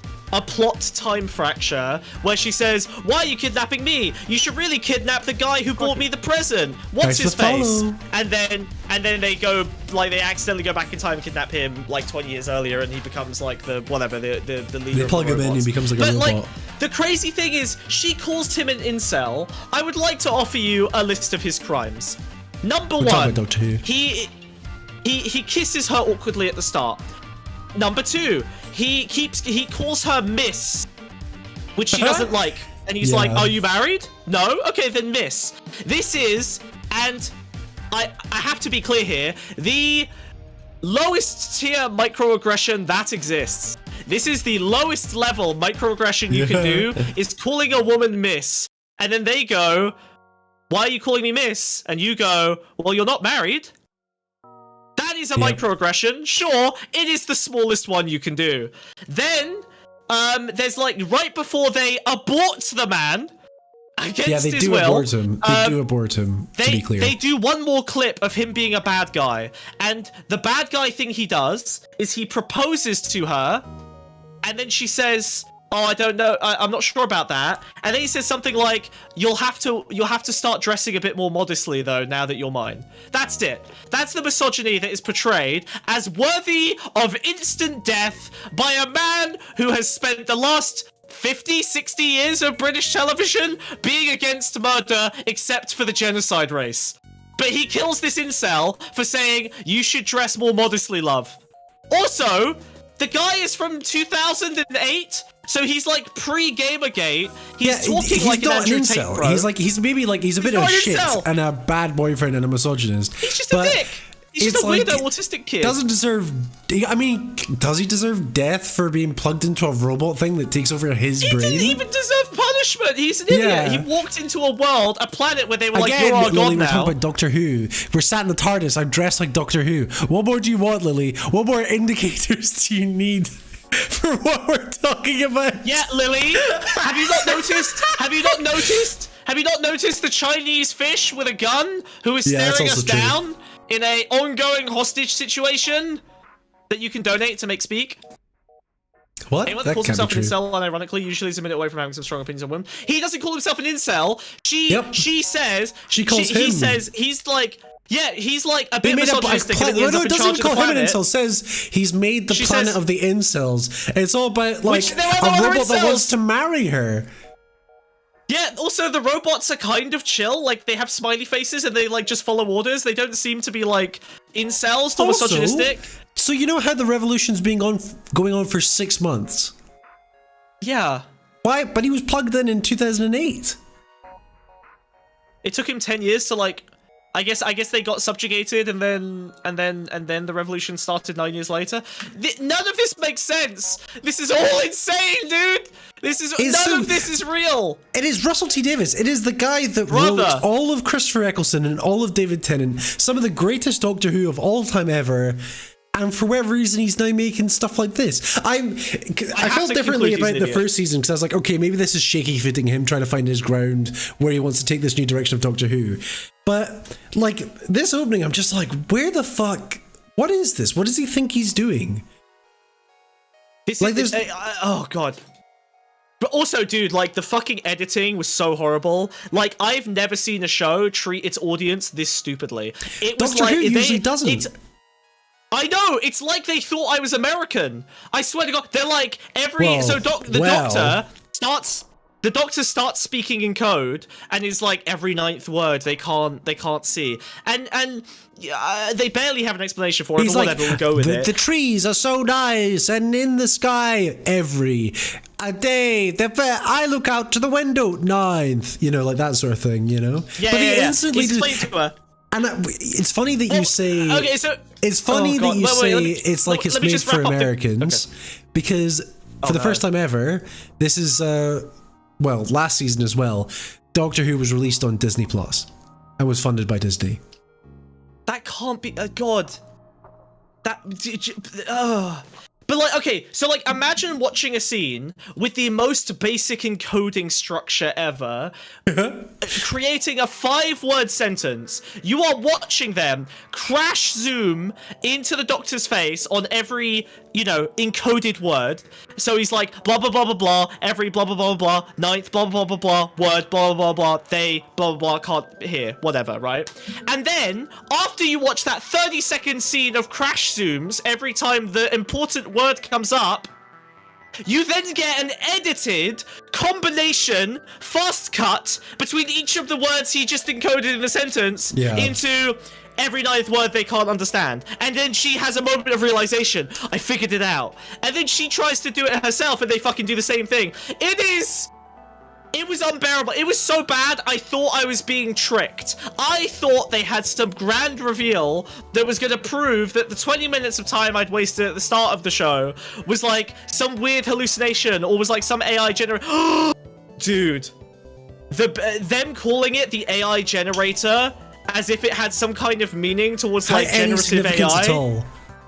And then they show up downstairs to talk to the AI generator, and I swear to fucking God, Doctor Who all but looks at the camera and goes, wait a minute, it's not an AI generator, it's an OWL generator. Because her the guy's name is boyfriend Alan. was Alan. Yep, it's an OWL generator. Lowercase I-L, big reveal. An OWL generator. Why is it a generator? What's it generating?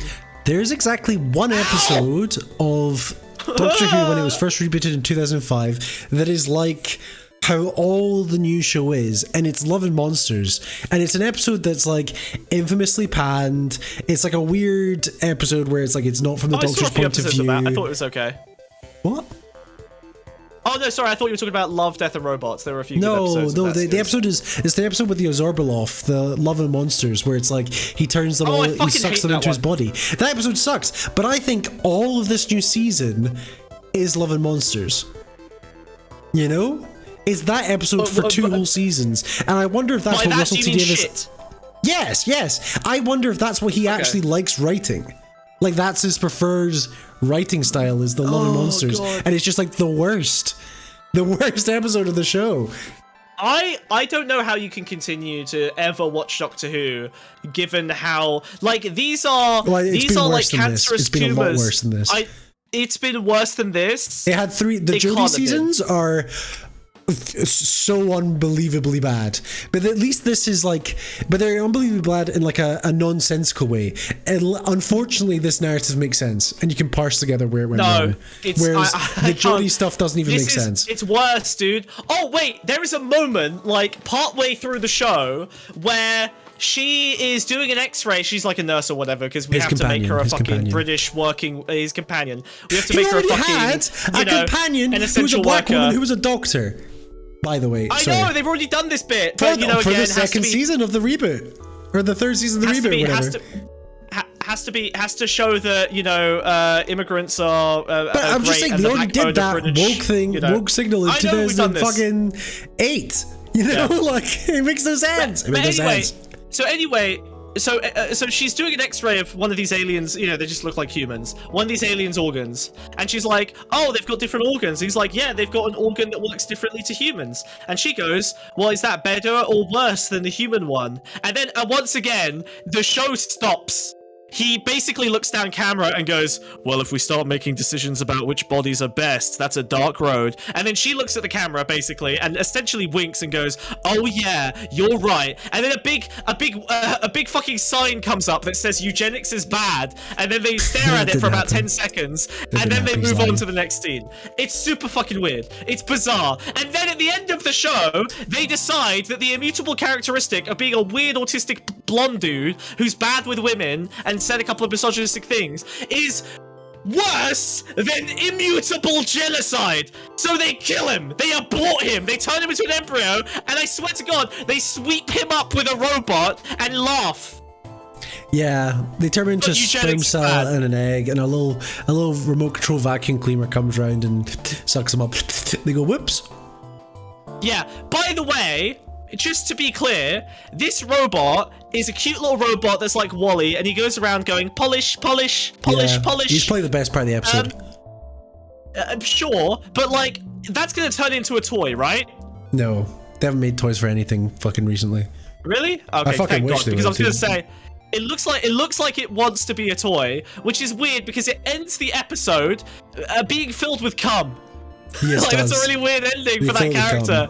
That character ends the episode filled with the cum incel, the cum that would have become an incel. Incel cum! Why? Why is this the ending? But he was also not an incel. He was also not an incel. He wasn't an incel, he was just an awkward dude. He was bad with women and like said a couple of weird things. Oh my God, dude. I don't think I can. This is a cancerous tumor in the timeline that cannot be excised. There is no recovery. It's fucking weird. It's fucking weird. It's just so strange because he is widely considered the greatest writer of Doctor Who ever, and everything he's sort of come back and done never really liked him that much. Well, what's better? I don't know. Like maybe I just don't know the episodes he did. Like I liked all of Christopher Eccleston and all David Tennant. That's what he did. Doctor Who has always been hit and miss, even the Eccleston and the David Tennant. Well, Eccleston, no. Eccleston genuinely has no bad episodes, but he's only got one season. That's not true. There's definitely some bad episodes. He has 8 episodes, and they're all very good. I really hated the Bad Wolf arc of Eccleston. I found that super uninteresting. That's every episode of his.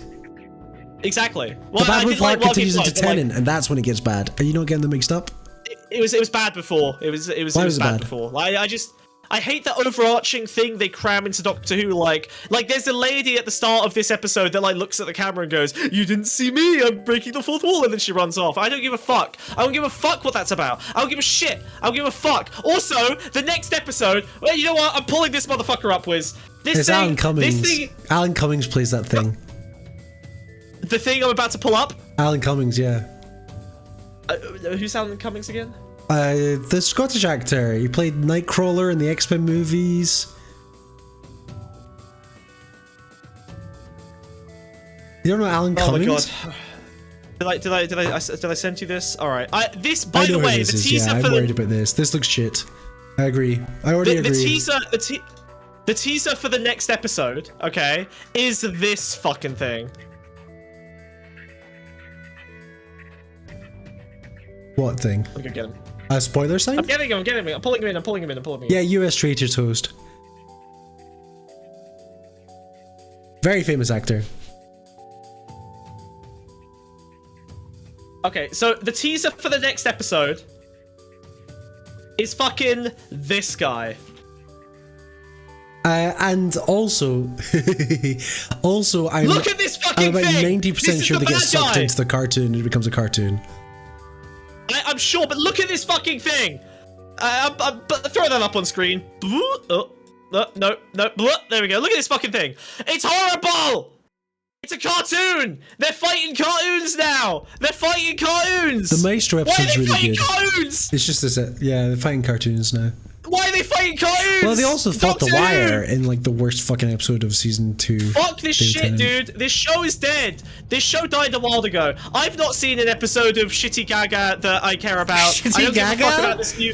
I don't give a fuck. I'm is that racist? now. I don't give a fuck. Chat, is that racist? I don't give a fuck. Call I don't give a Shitty fuck. Gaga? Okay, the show is bad. Listen, is that homophobic and racist? I'm sure the guy is a bad actor. Sorry, is a good actor. I've seen no evidence of it. It is impossible to display in the context of this script and the show. Yeah, Doctor Who should be episodic. Ed, you've watched enough classic Doctor Who with me to know that it's not episodic. Well, I mean, they used to do like 6-parters. They would do arcs. I missed the arcs. The Green Death. The Green Death. Yeah, but that's not really the same. That was for budget reasons. They just couldn't change sets enough. I'm fine with that. Bloop. All right, fuck you. Get in the trash. Bruh. Kill yourself in a video game. Well, it's a cartoon. Kill yourself in a cartoon. Fuck you. Fuck you. Stay down there. I will never There'll watch be some your guy episode. 20 years from now that makes a political Twitch stream avatar using that exact thing. Fuck's sake. Oh god, I'm so fucking angry, dude. I am. Oh, I'm losing Yeah, it. it was rough. It was not a good start. Not a good start. Oh, it was better really than bad, last season's start. Last season's start was called Space Babies. Wait, genuinely, if I'm honest, if I was you and I was like a continuing I know that you criticize Doctor Who, but if I was a continuing enjoyer and, you know, partial defender of Doctor Who, I would not have the bravery and like egoic stability to show you this episode. That's because you're deeply insecure. It would make. I would be so deeply embarrassed that this is something I ever defended that I would bury it like a shit in the garden, like a dog. I would now, how much that comes from your dad making fun of you for the things you love? He didn't really. He was like he didn't give a shit about what I liked. Well, that's really even worse. Relevant. I guess. I don't know. Oh god.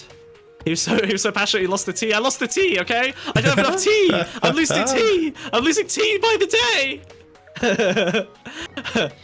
That's because you keep I'm a tea boy, I'm a tea boy. Bro. I'm getting too much E. You got too much E! Not enough tea! I need more tea, but I'm only getting E! I'm only getting E! I'm on E right now! That thing does look like one of those fucking monkey NFTs. That's why I'm worried. Yeah, god, Jesus Christ. That's so true. But yeah, I don't know. I don't know how I feel about it. It was better than last season's start. But last season had one or two really good episodes, and the rest was incredibly mid. That was alright. That was the fucking worst thing I've ever seen in my life. Nothing comes close to season 10. Pierre Capaldi's final season, incredible. Very good. We're done with that shit. We're done with that slop. That was fucking unbearable. Fuck that show. I'm never watching it again. It's dead to me. It's dead to me. Maybe we'll talk about Black Mirror next episode. But right now, fucking done with that. Oh, God. I saw The Thing in cinemas. That was fun. Just as a little aside. The actual The Thing? Originally. The Thing, the original The Thing. Yeah. Well, I fell asleep the other night watching it.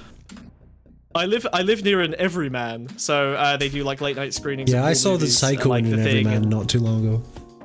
Oh, nice. Yeah, their late night screenings honestly make like the cinema so amazing. Like it's reinvigorated my relationship. Like it's just so nice to have like little date nights every few days. We just like go out. I got the membership. It's great. Yep, it's a worthwhile concession to the bourgeoisie. Okay, Everyman cinema. I accept it. I accept that exact level of gentrification. Well, why did they keep getting closed down then? You heard about this? Yeah, I don't know, but they opened a brand new one. Everybody's getting closed down. They're closing down Vodka Revs as well. Oh, interesting. Well, all cinemas are getting closed down. Maybe Minecraft will bring it back. That Minecraft thing's fucking crazy. People are going fucking mental for Minecraft, dude.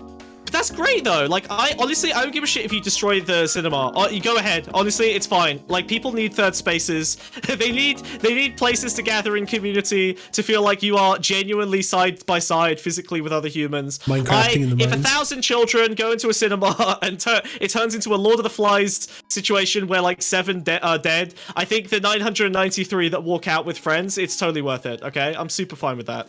I'm actually all in on that. That's super. That's super chill. I'm very happy with it. I got no complaints. Chicken jockey! Beatles. Lily's asking for her takes on the Beatles. Beatles are good. I don't really, I don't really fuck with the Beatles. One day I'll probably get into their music. Yeah, but I do listen to music. I just don't listen to old music, honestly. Yeah. Well, all right, fuck you. You still listen to Radiohead, and you're like over 20, which means you're a rapist. Like, you're a man who listens to Radiohead, who is past the age of 20, is a rapist. There is no other. There's no other archetype. There's no other model of man who continues to listen to Radiohead. I'm a creep. Yeah, you fucking are. Plastic watering cans. Watering cans and green plastic rubber bands. She looks like the real thing. Yeah. She tastes like the real thing. So as you can tell, Wiz assaults women. Wiz assaults women. Wiz assaults women. You can tell. Okay, all right. No one listens to that. No, yeah, sure. You assault women with beautiful vocals. Why don't you attack women who don't have beautiful vocals? Excuse me? Smug doesn't understand Radiohead. You understand Radiohead by age 20 and then you move on. And then you move on, and then you move on. Also, the best Radiohead song is Pyramid Song, Do Not At Me. And if you disagree, Pyramid Song is a fucking banger, alright? Yeah. Not in the usual top 10, but oh, my favorite. So good. There's a really good Pomplamoose mashup between have you heard this? It's Pyramid Song and Pumped Up Kicks. Holy shit, that goes hard, dude. Jesus Christ, dude. That's somehow you found a worse way to be a Radiohead fan. Honestly, I don't like Pomplamoose, I don't like mashups. That mashup fucking works. Those songs stack perfectly. They're great, okay? I don't give a fuck. I am not too cool to admit that that this mashup is very good. Pomplamoose, Pyramid Song, X, Pumped Up Kicks. Fucking banger. I see why you listen to Charlie XX now, I understand it. More listenable than either song on its own, even though Pyramid Song's I'm sure it is for you. Love it. Love it, love it, love it, love it, love it. Kill, fuck, stop. Can you disconnect the Twitch stream for exactly 4 seconds? No. Okay, well, fuck you then. I refuse to listen to Radiohead. Good, okay. It will turn you into a rapist. There's, again, like, you can't, past a certain age, it is death. Stop it! Okay, I got him singing. This is bad. Right. My downstairs neighbor plays that on piano like every morning. I learned it on guitar. That's why I'm like I learned all of Radiohead's discography on fucking guitar. I told you one doth protest too much. Chat, you saw that clip there. I liked it before I was 20. At which point I stopped raping women. Clip it. What? Don't clip me. No, don't clip me. The fish has a clip. Clip his fucking ears off. But he's not saying anything though, so I think we're okay. Chat. Is it a he? I'm kind of just defaulting the gender. I don't know why. Pink.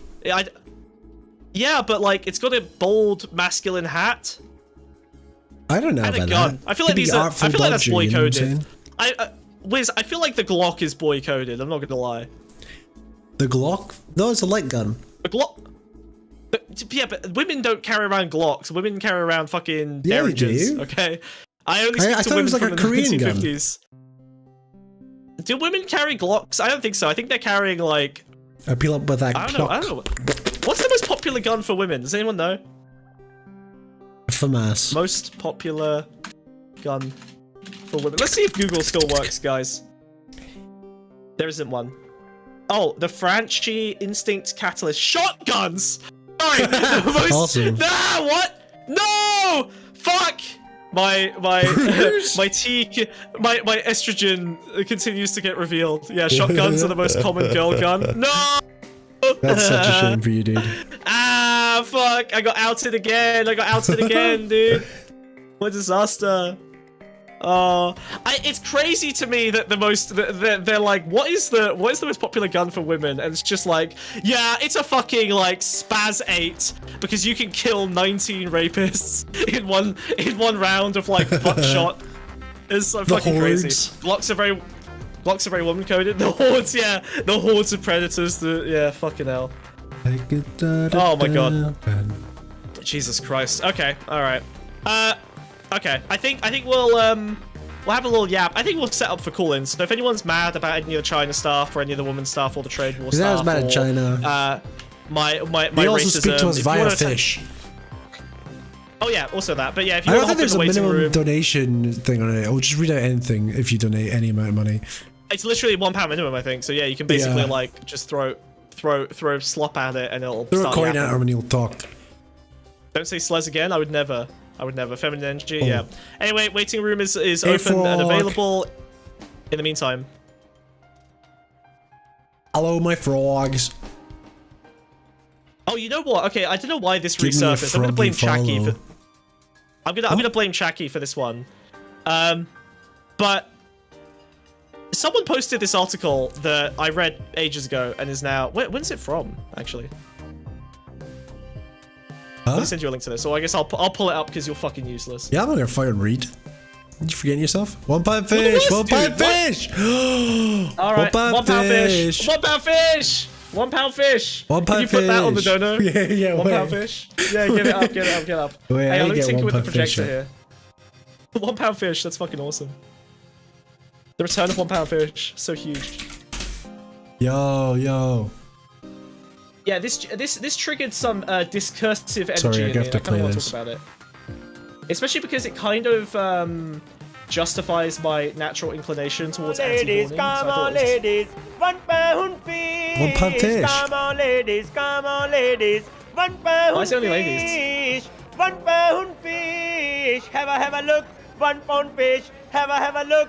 £1 fish. Very good. £1 fish. Very cheap. £1 fish. 6, 4, 5 pound, £1 each. 6, 4, 5 pound, £1 each. Very good and very cheap. £1 fish today, £1 fish. Come on, ladies, come on. £1 fish. Come on, ladies, come on. £1 fish. 6, 4, 5 pound, £1 each. Very good. Very cheap. Very good and very cheap. £1 fish. £1 fish. Nice. Alright. Incredible. Right there? Horrifying. Yep. Alright, cool. Why you gotta slow it down? I've got my... I don't know, because it's going to cover up the fish. The £1 fish. What are you doing? Whatever. You know what? This is actually keeps us safe from the danger, so... What the fuck is that? Sorry, my autoplay was on. Explain yourself. What was that? Right. What the fuck is that? Stop covering the fish up. Get the fish out of there, dude. Make it smaller. No one needs to see the words. Just you see the abs. But that's exactly my point. Oh my god, he instantly fell into the trap, chat. Instantly. What the fuck? Right. Okay. We want to buy some fish. £1 fish. Little fish will talk. Use the TTS. Streamlabs.com/Pondscum/tip. In the title bar. Don't be lazy. Put it in the dono bar. Don't be lazy. £1 fish. £1 fish. £1 fish. £1 fish. £1 fish. I live in a pond. Yeah, I'm £1, Pondscum. £5, £6 fish. £1 fish. £1 fish. £1 fish. £1 fish. Yeah. Okay. I'm from the UK. All the fucking frogs live in ponds. We don't have swamps. £1 fish. Okay. Can we talk about this now? Yeah, we can talk about this. Okay, I'm assuming you didn't read this. I'm gonna have to explain it to you, aren't I? Oh yeah, the lack of sex scene. You're like, oh, do you know what this is? It's a fucking reaction to Game of Thrones. And Me Too. Oh. Wait, hold on. Let's wait. As always, you jump straight to your. Okay, right. Can we just explain the? Can we, okay. You're misunderstanding the format again. You have to explain the thing now, and then you can give your take. Jesus Christ. Okay, right. Article. Everyone is beautiful and no one is horny. Modern action and superhero films fetishize the body even as they desexualize it. Basically, a room full of beautiful bare bodies and everyone is only horny for war. So essentially, it's the weird like aestheticization, the musculization all violence, no of sex. people into like exactly, yeah, like perfect forms for violence, but and weird like sexiness, but not.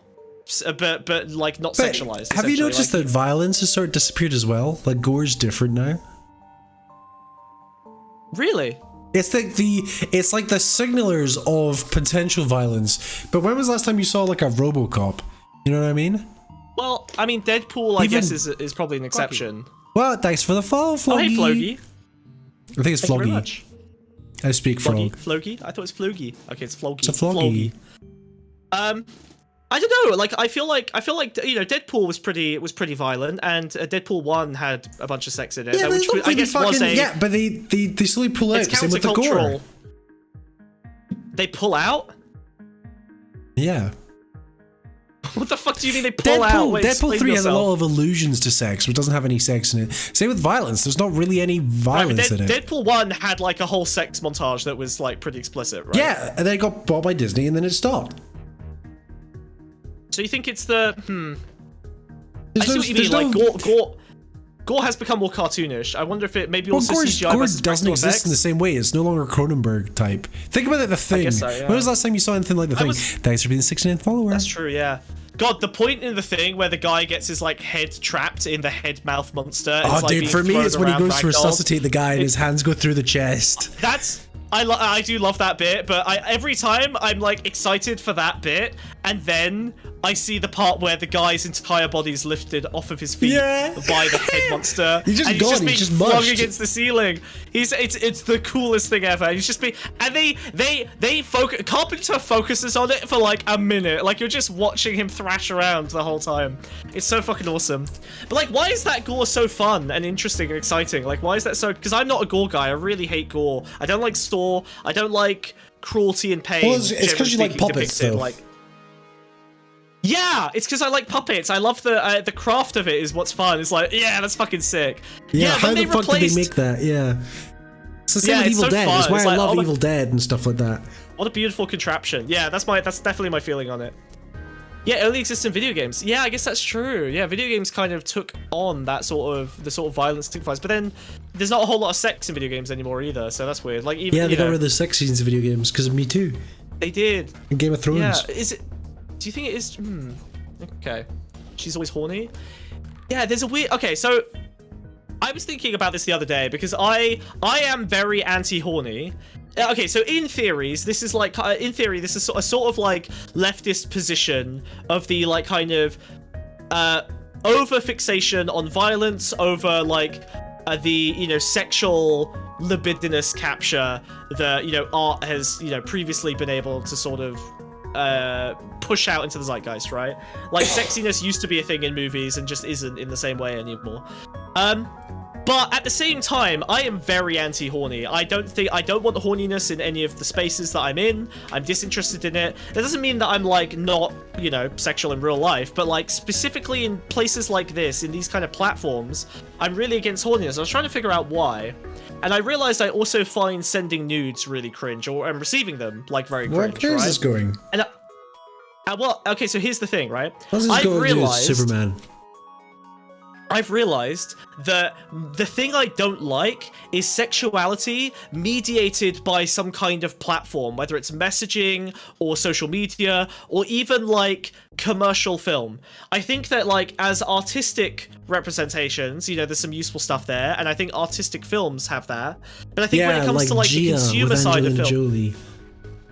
which one's that? I don't know. She just has her boobs out in it a lot. Oh really?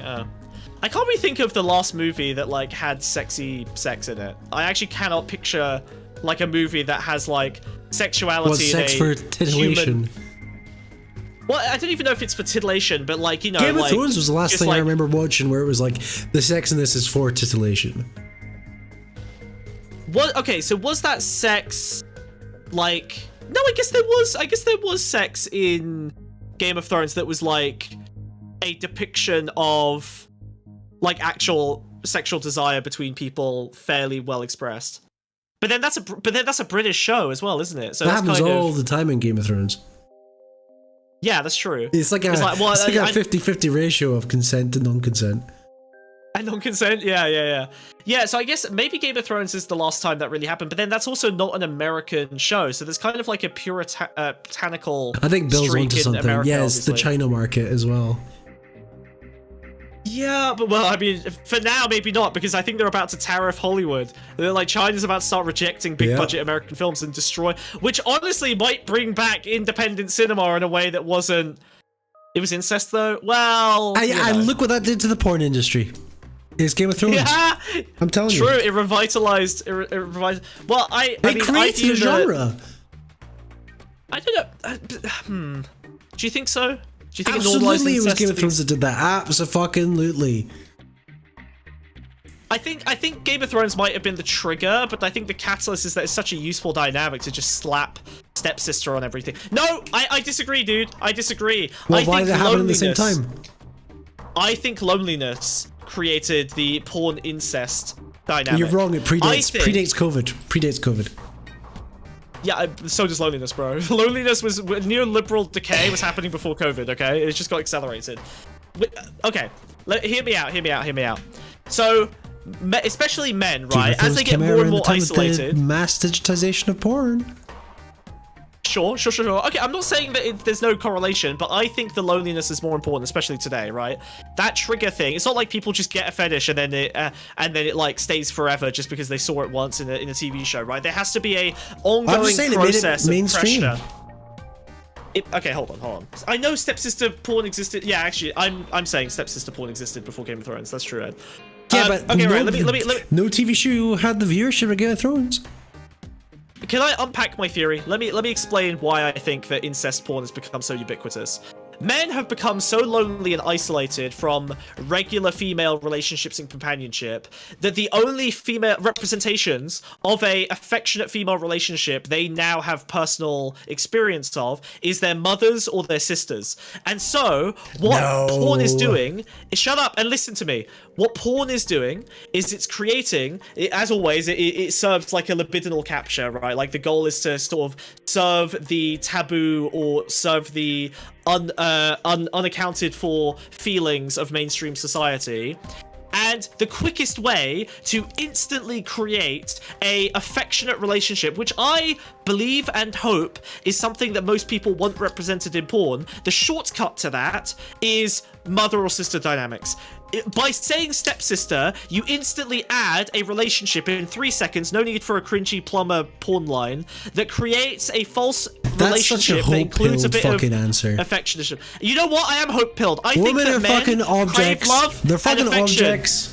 No, I totally disagree. They want it because they're not supposed to do it. Men are intrinsically attracted to the wrong, the taboo, insane, the incorrect. No, but this is the thing. But Wiz, here's the thing. If they don't the give a fuck about the woman. Doesn't matter. Could be mother and sister because it's interchangeable. I know, Wiz. It's almost they're sex objects that are placed on their lap. Wiz, bro, the patriarchy makes men. Forces men to objectify women in such a way that I think the dark real underneath that, the sort of shadow function of that, is that affection becomes pornographied, because the affection is like distancing from affection, focus on objectification, is the non-pornographic form, and the pornographic form has become inclusive of that affection. I think that's it, dude. I think Zizek would high five me after that. Honestly, Smug is saying exactly what Lona said, and you know where Lona got that fucking take from? Autism? Me, motherfucker, because that's my take from 2 years ago. Fuck that hack fraud. He stole that take from me. That's my take. Okay? I think I even said it on the fucking panel with him. No fucking wonder he's got that take. He stole it from me. People aren't into incest porn because they're fucking lonely. They're into incest porn because they're fucking. They're it's like easy fucking on the lap hot girl, you know? Yeah, but then why? The same reason they want to fuck teachers. Why do they want to fuck teachers at the same rate? Why the incest? Why the incest, huh? Dipshit, huh? But usually it's not direct incest. No different it's to like, anything else. oh, my mum married my dad. This lady married my dad. Why is the relationship important? Why is the closeness of a familial relationship? Yes, but also easy relationship, easy access is fucking. I got stuck in the washing machine. Women are objects. Calm down. Calm down. Did you just tell me to calm down? I'm gonna fucking lose it. I'm gonna lose it on this guy. What do you mean calm down? I'll kill you. I'll kill all of you. Women have boobies. That's all that matters. Doesn't even their face optional because they can be half hanging out the washing machine. You know what I mean? Unsurprising that a man who plays with literal objects of females, little toys, literal monuments to female objectification, thinks that there's nothing deeper half than the premises a desire for. Son, I'm stuck under the bed and my underpants fall down, you know? I think there's an element of truth to both takes. I think both takes should go out at high noon and duel to the death. Only one can survive. Smug, you're too hopeful. You're too hopeful. You need to understand porn is fucking the most evil thing. And it's okay. It's okay. Most men are evil, and that's fine. That's okay. Wiz, I'd just like to inform you that Duckbringer has said you are right, so I'm going to leave this debate exactly where that is. Okay, that's the easiest dub I needed. All right. It's not that women are object. It's not hat. Women are object. Women are not hats. How dare you? That's what I'm saying. Women perform the role of object in porn. They're not a person. They're not seeking the relationship. It's why when the guy clicks the fucking porno, he skips to 10 minutes in with the fucking blowjobs happening. You know what I'm saying? It's incest between takes. the takes are stepbrother and stepsister. Oh no. No. The horror. Okay. All right. But yeah, I know. I found it interesting because they're in bed. I wanted to talk about platform mediation of sexual behavior because I thought that's just something that I was like, it's not good enough for an article, but I was just like, I don't know, I thought about it. I thought it was interesting. I think it's like anti-human connectiveness. Like if you're mediating your sexual relationship through like a fucking WhatsApp or Snapchat or whatever. Yeah, that's my point, bro.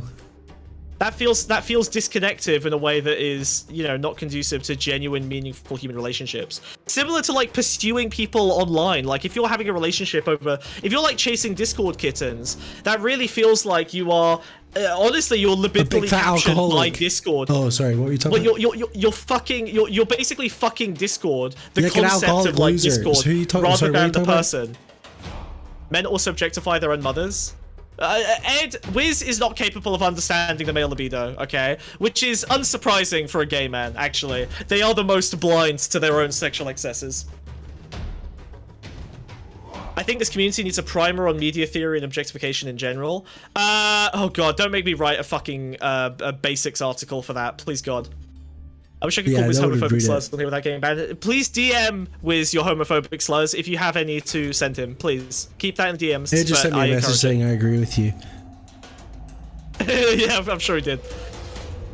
A smug anti-dating app. Look, dating apps are, you know, like a nightmare result of modern circumstance. Yeah, I'm anti them, but that doesn't like everything. Sorry, like everything. I might hate the thing. I might hate the institution, but ultimately, I would suggest you make the best use of it you can for your own purposes. I think that's valuable. So yeah, it sucks, but what are you gonna do? You might have to use the dating app, depending on where you live. I think that probably the normal advice of making regular female friends. Listen, okay, actually, I'm gonna be cynical. All right, how about this? Instead of trying to date every girl you meet, why don't you make friends with girls that you think are cool, and one girl can get you access to many women? Okay, girls have large social networks compared to men. Smug, are you gonna listen to this advice? What are you doing, step sale? No. What advice? What advice am I listening to? The advice you're giving. My advice is good. Shut the fuck up. That's what I'm saying. Are you gonna listen to it? Am I gonna listen to it? No, I have a long-term relationship. I don't need this advice. Okay. This is the advice I use to get a long-term relationship. Yeah. I have many female friends, and I met many people through those female friends because they have bigger social networks. It's just how things are these days. Make friends with women, you'll get access to women. It'll also prove that you're not weird around women, which is also the main thing that you probably should be doing in order to have decent relationships with women. Demonstrate. Find yourself your Ghislaine. Find your Ghislaine. You'll find your Maxwell. Okay. Find the Ghislaine to your Epstein. Find the erudites to your Destiny. Okay. They are out there for you, waiting for you. Okay. Female friendship, female companionship. Will give you access to apparently vulnerable women, unfortunately. But you know, do it the good way, not the evil way. There we go. We did it.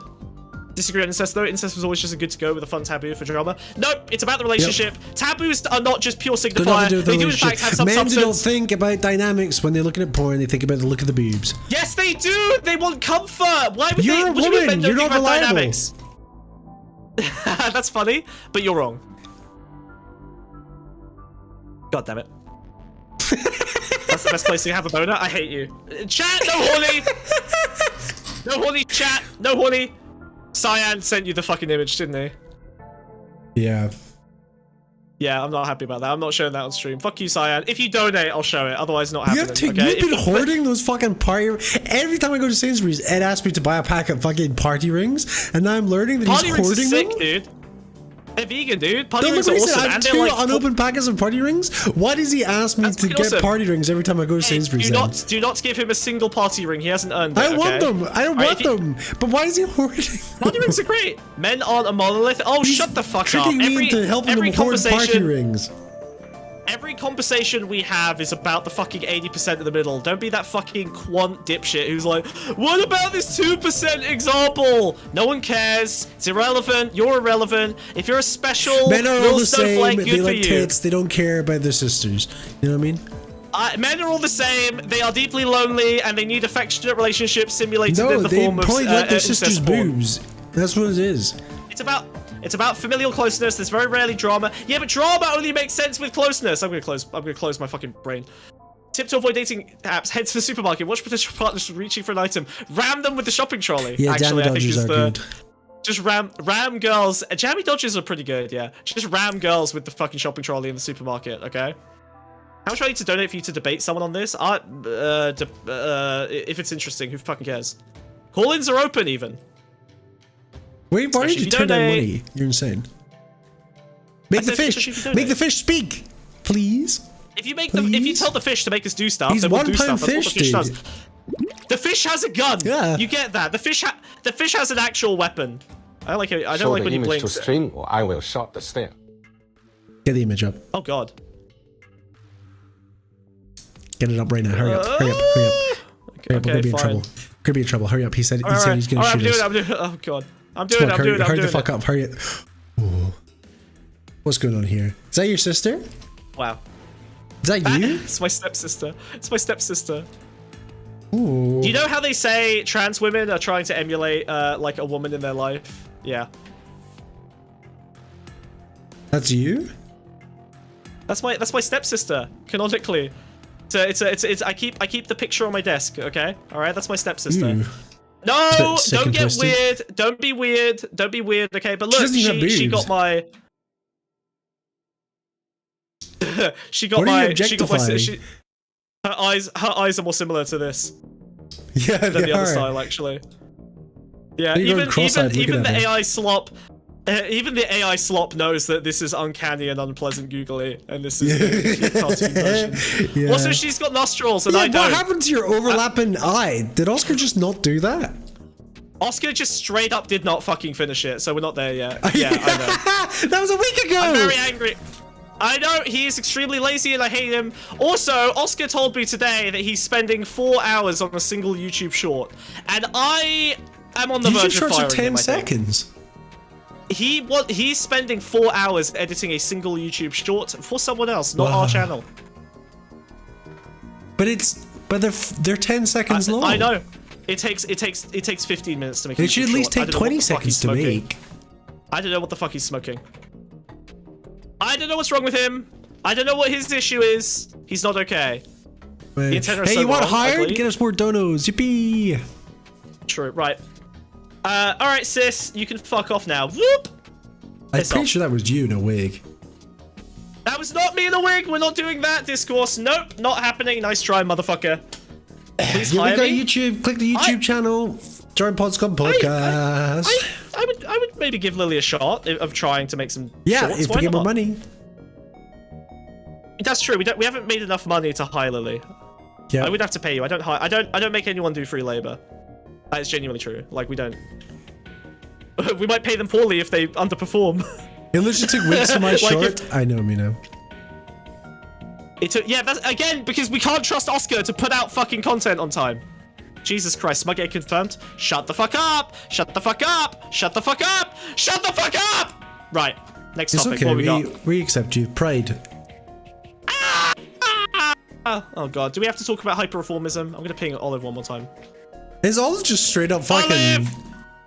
Olive just ghosted us, dude. That's very so Olive of her, funny, dude. That's great. It's crazy. You know what's crazy? She asked to be on the show. She was all excited about it. She posted, I swear to God, she posted fucking time zone websites of like what time she's gonna be showing up. And then this bitch has the temerity to ask me to play Rust with her as well. Unbelievable. Unbelievable. I do all the killing. She does all the farming and building. Fucked up. Absolutely fucked. Absolutely clapped. Unacceptable. Deranged. I sent her a very angry text message telling her that she will die at midnight if she doesn't send this message to 10 more people. Death threats or something. No, that's a joke. Oh, sorry. Threats to send her death threats. No. Tell her you're not going to listen to her anymore. Deaf. I can't hear. Death threats. Exactly. Yeah, your ears are bad. You don't have ears actually. Got little things. He's the sheep. It's very hard to operate a computer with hooves. Yeah, so really the reason that we hired him in the first place is kind of in question, isn't it? Thank you, Kat. You are making me really think about the economics of this entire situation. It's so sad. You can't say that on any platform, Smug. I said deaf. DEAF. As in, you are not going to listen to them anymore. Nah, whatever. It is what it is. Look, you know, if you can't get Smug's eyes, I watched Oscar draw Smug's eyes. That's the weirdest part. Yeah, they literally existed, and he hasn't given me anything except somehow we backslided.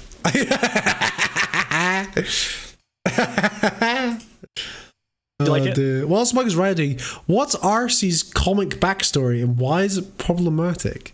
I don't know about her comic backstory, but in the G1 cartoon, she's Optimus Prime's... Oh no, that's Alita 1.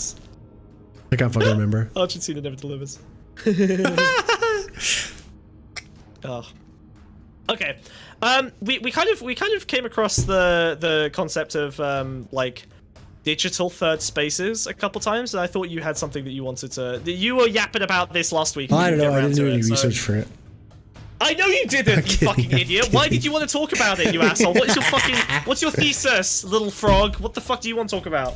No, I was just talking about like how often we talk about the death of third spaces in the real world when we've clearly seen the same thing happen on the online digital space as well, you know? Like what happened to fucking TeamSpeak lobbies and old video game lobbies? What happens to them when they disappear? And that's all been fucking crushed up into one and replaced by Discord. Discord cube, yeah. Skype was a thing. There was all these tiny little communities, super niche ones, and people like complain like, "Oh yeah, like what happened to fucking Club Penguin and all this sort of stuff? Like the internet's so dangerous for children." But it's like, if you really think about it, the internet is significantly safer for children than it was. You know? Explain to me how Discord isn't just TeamSpeak but better in like every way conceivable. It is. Okay, so how's that the death of a digital third space? No, well, it's like. It's the death of, like, options, if that makes sense. You know? Okay. Like, there's different cultures and communities with different platforms. And you can say there's, like, micro-communities within, like, Discord and stuff like that. But it's not quite the same thing. Discord has been a massive expansion of, like, digital third spaces, no? Like, isn't it like... Yeah, but all under the same umbrella. All the communities have to be the same thing. You know? Yeah, whereas, like, back in the day, you could get a forum... You could make a forum that could do anything, basically. Like, it could be as niche as you want, and it could be custom built for whatever hobby or enthusiast group you were. Yeah, but Discord has forums now, you know what I mean? They've replaced the PHP thing. Like, you but you can't code it any different, you know? It's like locked down. You have to use the tools Discord provides you. And it's moderated by the same super company, which, again, is an argument for it being safer, but it's also an argument for... iFunny comes back, that's where I got groomed. Yeah. Awesome. Yeah. Discord is going to go public within the year. Oh, that's death. That's destruction. That's the end. Holy fuck. Okay, well that will be the real death of like the sure, fine. I just like okay. I kind of I don't know. Okay, so like I think you can say it's been commodified. You know, Discord might be the least video game worlds one. back in the day. Well, yeah, but look at like Roblox, right? Like Roblox has created a giant system of child labor to kind of, you know, profit extraordinarily well from people who are vulnerable, defenseless, and eager to, you know, kind of make art, and then that art basically just gets exploited by the system. Do you know the guy that coded Spider-Man? The guy that coded Spider-Man 2 for the PlayStation 2. You know that one that's like very famous because of the web swinging and all the rest. Yeah, totally. He now is his job to program Roblox games. Well, that makes sense. There's a lot of money in it, but like, that's what I mean. It's all like all these smaller developers that used to make like their own original. Minecraft nowadays would be a Roblox room. It wouldn't be Minecraft. Oh, I don't know, dude. I mean, like, okay. I think I get where you're coming from. I can see it with Fortnite. Because, right, Fortnite has been capturing more and more game space, right? Look at like Lego Fortnite. Like, these are games that used to be. You wouldn't get something like Newgrounds that was making super edgy games or like weird creative ones or whatever the fuck, you know? Yeah, but I think Steam has kind of opened up the space. Games are becoming platforms, and unless you've got like unlimited fucking funds, why wouldn't you do it through Epic or I don't agree, dude. Roblox? We were playing Fly Night like a month or two ago. Like, there's an indie game fucking renaissance. I think but will that see nearly as much money as a fucking random? Obviously Roblox not, lobby? but it never did. It is by definition more niche, right? Niche means, you know, non-commercial in the same way that like a mainstream title would be. So like, I get where you're coming from. I think the commodification of those spaces, which is, I agree. If you start charging people for third spaces, that's the same thing that killed them in the physical world, right? Like you know, you can't just sit down at a place. Like, you have to order a coffee at Starbucks. Most parks, you know, you can't loiter in the same way anymore, and they shut down at night. There isn't the same like lighting and security, whatever, right? Like, there's a reason that, you know, we've been atomized, but I don't know. The digital spaces, like they are themselves like the way that we ended up atomized. I don't think that they are doing anything other than being commodified. But the free labor that you offer is different than like, okay. You go to Discord, it's very obvious that you're providing free labor value just by chatting, right? Every message you send improves the value of Discord by a minuscule amount because you are the content, you are the producer of entertainment in those spaces, and you can't really say quite the same thing for like a park. So there's a bit of a difference in that Discord benefits from you being there directly, but from your, you know, interpretive and communicative labor in the way that parks, you know, vaguely did, but they weren't really profit engines. But it goes, a good example, and you actually brought this up earlier, was the changing of Facebook from the fucking Friends page to what it is now. But true, but you know they're switching back to the Friends page. They've relaunched the Friends page. Yeah, but we both know it's not going to be the same thing.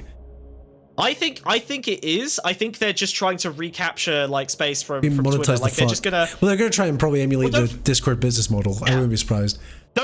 Don't forget that these big tech organizations love to create cyclical problems that they themselves solve. You know what I mean? They ruin something and then they bring it back fresh, and then they ruin it and then they bring it back fresh over and over and over again. It's Diet Coke, or was it Pepsi Crystal, or whatever the fuck? Coke.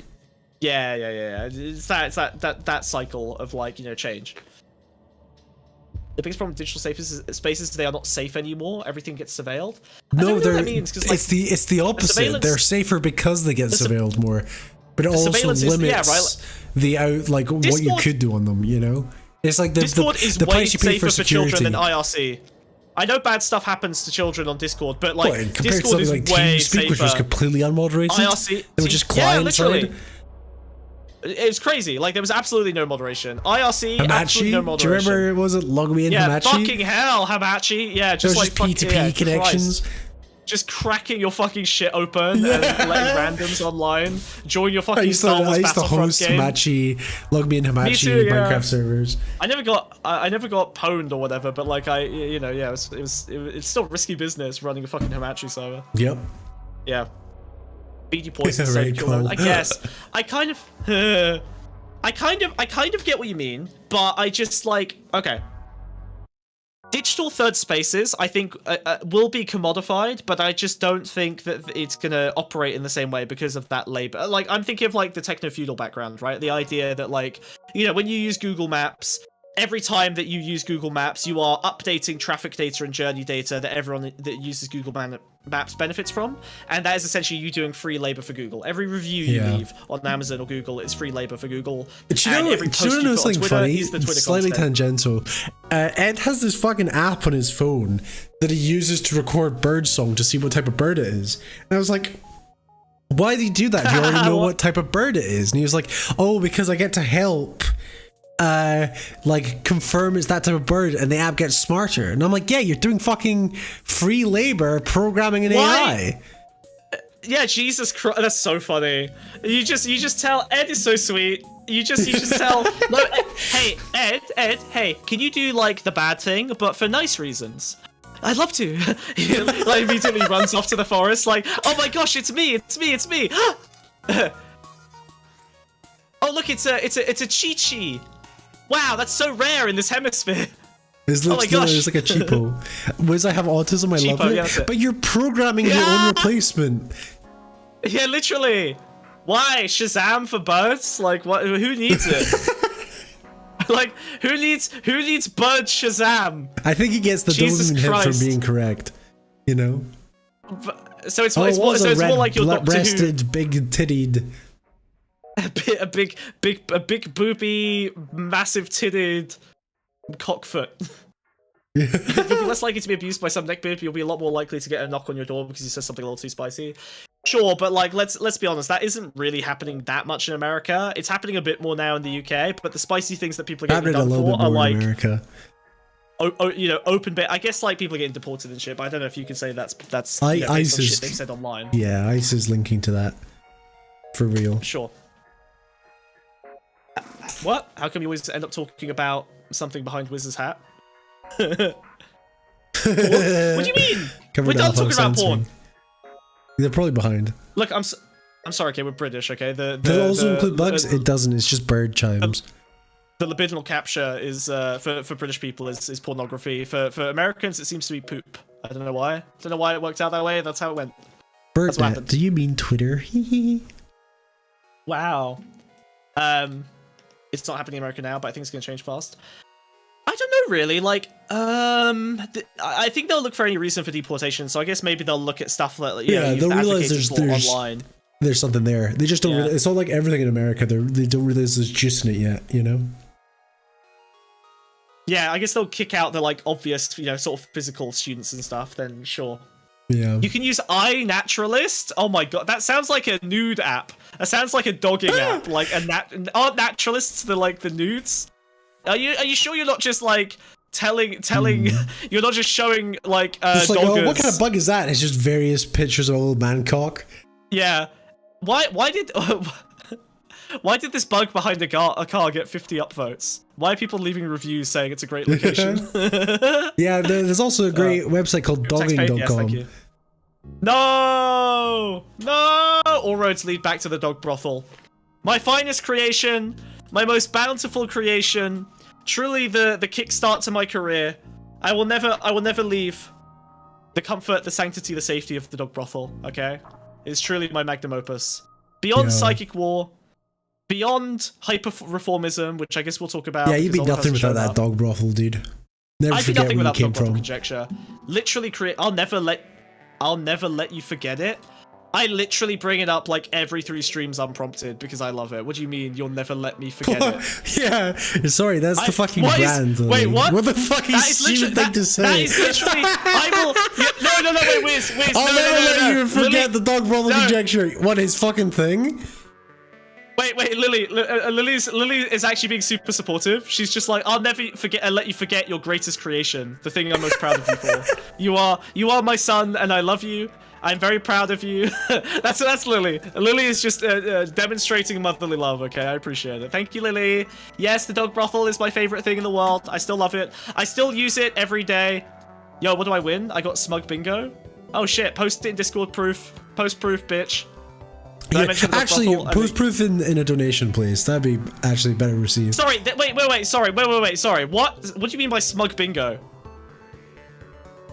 Well, it's probably things you say. Is this a bit? Do you have a bingo card? Can I see it? Things I say? Wait, dog brothel is on the smug bingo?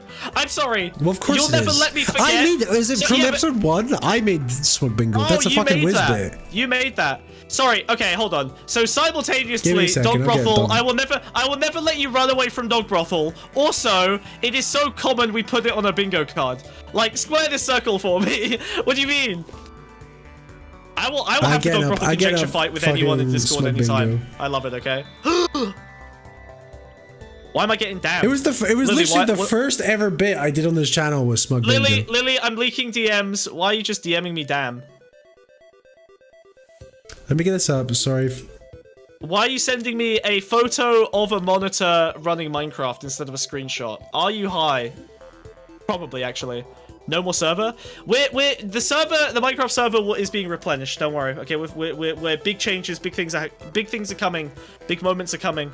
There's big cum, very big cum. I use it every day. The dog brothel conjecture. Big free. Oh, bug free. No! Okay.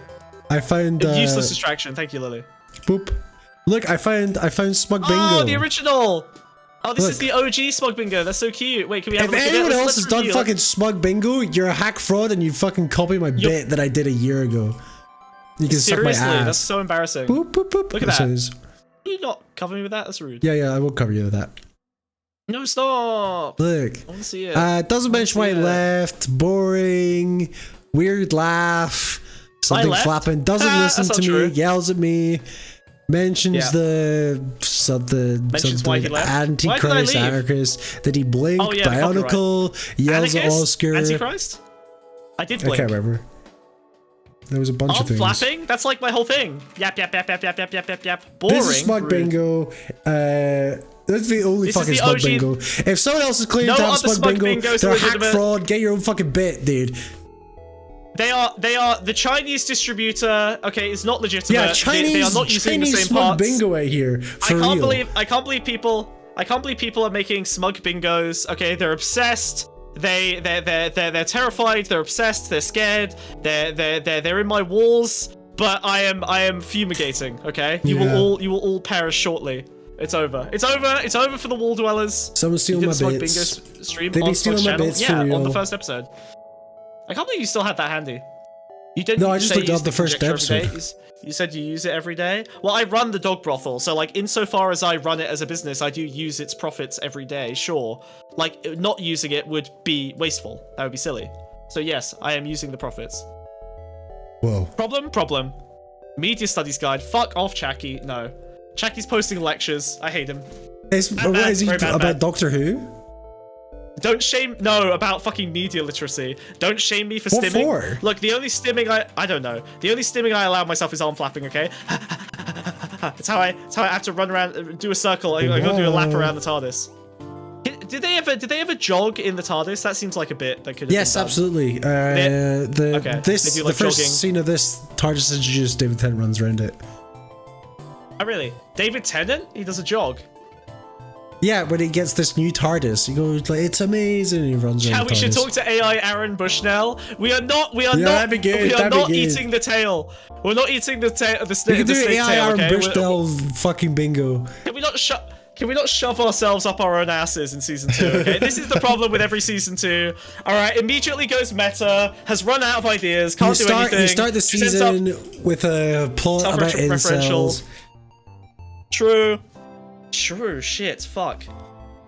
Yeah. What about Smug talks about life stories? Hey, what about the fish makes us do what you want us to do? How about that? Anything the fish says, we will do. But until then, I'm going to carry on business as usual. All right, so your digital third spaces theory, poor, very bad, would not turn into an article, not psychic war, cope, cringe, seethe. Whatever, suck my ass. Sorry. Wiz's contribution to theory has been minimal at best. All right, whatever, dude. Ugh. Okay. Do you want to do accelerationism and hyperreformism? Do you care? Does anyone care? Yeah. What is it? I'm asking questions. Let's just vibe. You know what? Let's just vibe. Okay. All right. I put out a new article.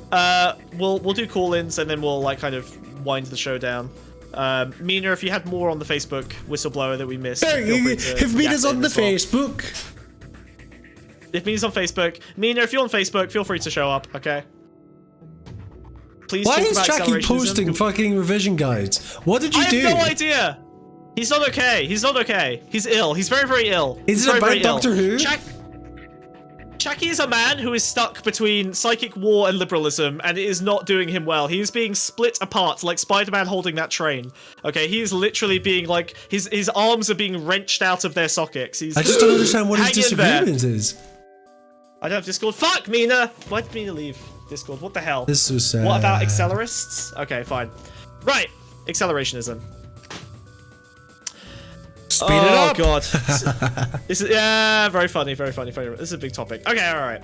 So I recently put out an article called Hyper-Reformism. Once again, a little bit controversial. Some people yelled at me. Some people didn't like it. Some people thought it was too schizophrenic. It was definitely a more schizo article. Some people thought it was boring. What is accelerationism? Wow. Do you want me to explain it to you? It was a little bit boring. Oh yes, please explain. Would you like to jump into the conceptual role of the person being explained to as a stand-in for the audience, Wiz? Just a thought. Just a thought. Okay, my first question: why do I care? Because it's happening and you can't stop it, and if you're aware of it, then well, if I can't stop it, why would I care, dude? Because then comes the choice. Do you? But no, you said I can't stop in the acceleration? Right, do you assist in the acceleration, or do you just go along for the ride without any input whatsoever? Well, I can't stop it, so I'd be going along for the ride either way. What a silly question. Reformism, it's hyper-reformism. What, actually, okay, you do frame it fairly correctly. Like, accelerationism is the idea that the only way out of our current situation is to push through and speed up. So, for example, if capitalism has contradictions inherent to the system, as many people believe it does, then the only way to get through capitalism is to resolve those contradictions, and the only way to resolve them is to do capitalism harder and harder and faster and faster and faster and faster and faster until it collapses into something that is better, right? It will basically fall apart, and then we'll get to the next phase, and that... Well, yeah, like, I mean, some people will call it the singularity. There's a lot of different versions of accelerationism. You'll notice that it's kind of less of an ideology itself and more of a, like, theoretical approach or like strategy tactic. The idea, so you might have like eco-accelerationists, you might have right-wing accelerationists who want to like progress to fascism, you have left-wing accelerationists who want to progress to some kind of like socialist new world order. But won't acceleration hurt people, Smartbug? Yes, it will. It will hurt very badly. It will not do good. So there are a group of accelerationists, kind of the original conceptualizers of the theory, mainly Nick Land, who believe in unconditional accelerationism. The idea is basically just, we're basically going to accelerate, we can't stop it, all we can do is push through it, and the end state of history is capital as an intelligent structure creating itself. So in other words, something in the future that is intelligent enough to have brought itself into existence is currently operating today, a bit like the Terminator. Literally, Nick Land, you literally described the Matrix. Unironically, like, Nick Land is just referencing Terminator and Matrix as, like, actual political ideology. And it would be stupid and niche. Yeah, it would be stupid and niche if it wasn't literally, like, informing the politics of the most powerful people in the world, and wasn't also happening a little bit, yeah. Accelerationism came way before Nick Land. You're right, I'm talking about unconditional accelerationism, which was Nick Land's version of accelerationism. Accelerationism, the term, was coined by, I think, Benjamin Noyes. Critically, he was like, this is a stupid ideology, it's basically just gonna fuck everything up. It assumes that there are contradictions that you can just kind of force into capitalism, and the leftists who embrace it are dummies and are going to just do a bunch of damage for no reason, right? It's just jerking yourself off over your own depressed nihilistic brain, lol. That's accelerationism. Yeah, that probably suits your framework, sure. Strawman collapsing. Whoa. Wait, why did that message disappear? Did they get I can't delete their message. Message retracted. Shy. Holy shit. Holy shit. Okay, we got accelerated the fuck out of here. It's okay. All bros love the singularity. Yeah. So, singularity sounds like a place to be cool to hang out in, and in reality it's just sad. It's just like a. I'm pretty sure it's just a gay club somewhere in London. Imagine going, yeah, Hotel Singularity. That's awesome. But where does the body without organs tie into this? Lame nerd. Shut up. We're not talking about deterritorialization because it's very lame and boring. But yeah, basically the idea behind the unconditional form of accelerationism is that all functions are basically transformed by capital into a way to bring about like a future capital system, right? One that is essentially created. It's like a broad cultural technological intelligence. Okay, it's basically bringing itself about. Now, obviously, this has many problems. The first of which is that people assume there's only really one thing that you can accelerate, which is the contradictions in capitalism. And that's kind of not true. And a lot of the leftists that Ben Noyes complained about kind of weren't saying that you could accelerate through capitalism. You can't just like push through and hope for the best and let the contradictions collapse and expect different things to happen. But like Ben Noyes basically strawmanned all of accelerationism as that. So he basically gave it a shitty term, which is bad. The term is negative. It sounds horrible. It sounds like you're going to be in a fucking 19-car pileup of, you know, violence, blood, and destruction. And that's kind of the intent. That's why it was called that. It was called that to criticize it. So there are alternative forms of accelerationism, but I think for the most part, they are probably So what not does any of this mean? as something else. Basically, it means that there are alternative systems that you can accelerate in order to bring about better ends, right? It's like, Wiz, are you familiar with capitalist realism? We've talked about it on the show before. Do you have any? Okay. It's basically the idea that capitalism absorbs everything that it comes into contact with. So, like, you know, look at Hassan, right? Like, you've got theoretically, a socialist who gives, you know, leftist critique, starts off as a kind of, you know, a lefty. We all love Hassan. Don't get me wrong, everyone loves Hassan. You better not be talking shit. No, but he has been captured by the capitalist system he criticizes, right? What? He turns into a profit creation mechanism. I'm sorry, guys. I'm sorry. You fucking bitch.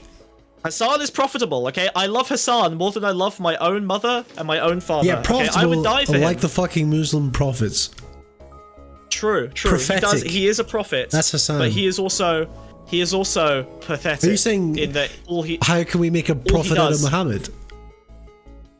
I don't know. You'd have to like. I mean, like you'd have to. Is that accelerationism? Like, how can we make a prophet out of Muhammad? Drawing Muhammad is probably going to accelerate something happening to you. Yeah, I think it might. How can I make a prophet out of Muhammad? I think that one might get you.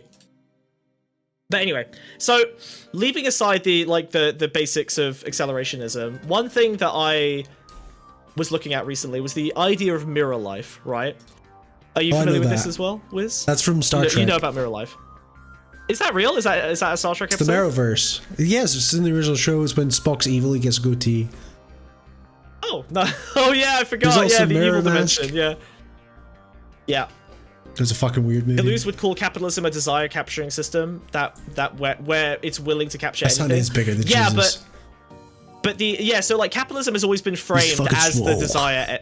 As like the desire engine, right? Like the ways that capitalism has been kind of sold and reified in the modern era is as like the system by which you can achieve your desires, right? You work to get your desires. Consumption is the primary force dictating the economy, and everyone is just a consumer, right? Every piece of your identity is something you buy, you consume, and your desires are basically just informed by your consumption. That's the general, like, you know, kind of libidinal backing of capitalism. The reason I want to talk about mirror life is because I think that something very, very interesting happened in COVID, which I've talked about a little bit in Psychic War, which is that a vast array of normies kind of entered into this sort of mirror realm of online mimetic evolution and rhetoric. And, you know, people who had been online for whatever, 10, 15 years have basically been this like kind of evolutionary island where they were all fighting each other and creating stronger and stronger sort of mimetic bioweapons, essentially like mimetic viruses, to use on each other, and they developed their own defenses against it. You can look at it like, you know, malaria in Africa, right? Like you've got sickle cell genetic defenses. Children who get malaria end up being more resilient to it in the future. So when colonizers showed up in Africa, they all just fucking died to malaria. Like they died in fucking droves. They didn't have the same sort of, you know, innate defenses that just built like up boomers over. Died to AI China. Yeah, kind of. Yeah, exactly. Like this is literally what happened when the normies moved AI online. China dogs. Yeah, a shrimp Jesus, basically. Watching reels where KFC turned into dogs because of AI generation. Yeah. Have you seen those? Oh yeah, the dancing dogs. They're like, this is fucking real. Oh no, the dogs that get turned into people. That one. No, it's like a KFC bucket, and then it zooms in, and it's actually puppies. What? Are they eating puppies? No, it's AI generated, so it like zooms in. Who's eating puppies, Wiz? Who's eating puppies? And it turns into puppies. What the hell, dude? We gotta save the puppies. Where are they? They're in China? No, dude, you don't understand. China's the whole Things planet changed. now. It's okay. China. Dogs can't be KFC now, dude. You gotta be accepting. Well, wouldn't that? Well, it would be KFD then, right? Stop taking your Western leftist understanding of global politics and applying it to Chinese standards, okay? Wiz. What? Kentucky Fried Canine. It works. It still works. No brand change. Saves millions in rebranding. That's KFK, bro. No, you're thinking of KFK9. Oh yeah, bro. Yeah. Idiot, moron. But yeah. So, there's a similar phenomenon in biology called... You know what I mean? Canine? Canine. 9. Oh, because the 9 is like the 9 in K9. Smart. All roads lead back to puppy. No, see, Wiz is trying to drag me back towards the dog brothel, kicking and screaming. I refuse to let him. Yeah, he's trying to run away from that because he's ashamed of his past. I'm also trying to run away from my terrible ideas, okay? Yeah, he's trying to hide from the dog brothel. He'll never talk about it again because he's embarrassed and shy about it. True. Anyway, and he realizes it was gross and disgusting and he's very sorry. Also, disavow Balenciaga. I will never disavow Balenciaga, except insofar as they are a crap fashion brand. You just said you disavow Balenciaga? Clip it, please. No! I'm gonna be clipped out of context! No! Chud Logic will finally work with me again. No! It's over. It's over. It's over. It's over. I think he's a Queerman orbiter, as far as I understand. A Queerman? What? A Queerman orbiter. Queerman's like a Queerman's like a Chud rat Logic's guy a queer VTuber. man, did you say? He's like a rat VTuber. No. I think.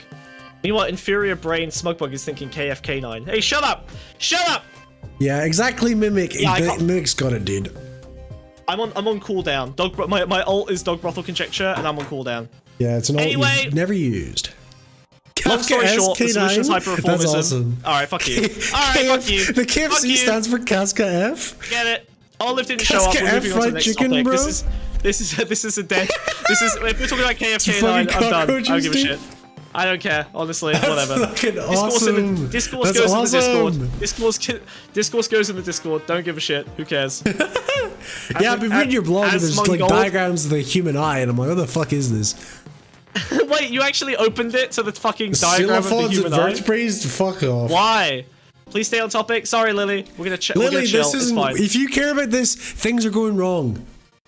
Yeah, this was a bad. Things are going wrong, Lily. That was a bad decision. Lily, if you care about this, things are going wrong in your life, and things have to change. Yeah. Lily, start a book club, okay? Things have to change it's not my responsibility to explain my schizo posts, okay? This is the canary in the coal mine, Lily. This is the canary in the coal mine.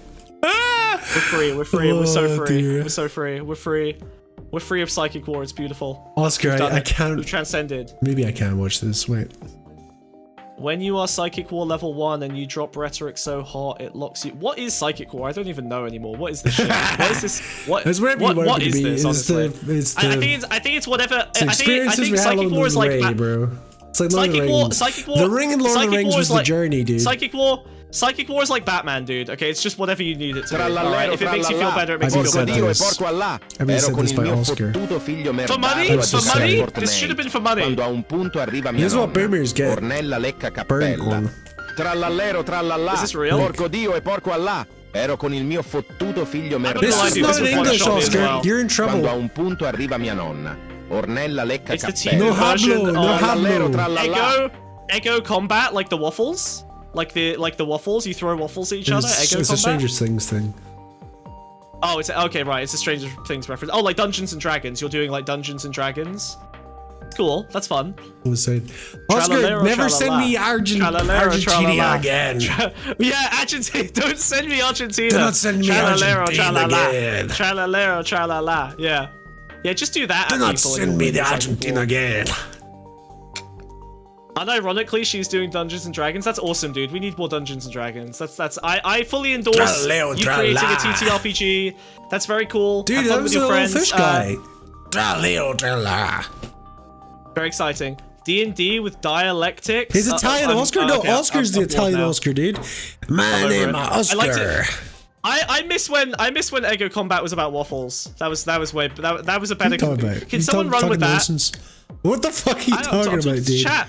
I'm engaging in a dialectic. I don't know, man. What do you want from me? I'm doing dialectics and dragons. You're doing dialectics as chat? I'm doing Dungeons really and important dialectics. to think about the dialectic here, dude. Look, the dialectic is dielectric, okay? What's the dialectic of alt-life and alt-rights? You are Darth Marenghi, you know this? I don't know what that means. You're fucking Darth Marenghi, dude. I don't know what that means. Absolutely not. Left is mirror life? What the hell is this? Sorry, let me just read this passage. To bring us back around to the top, accelerationism is in typical crisis and has been thoroughly ceded to the right wing. Good.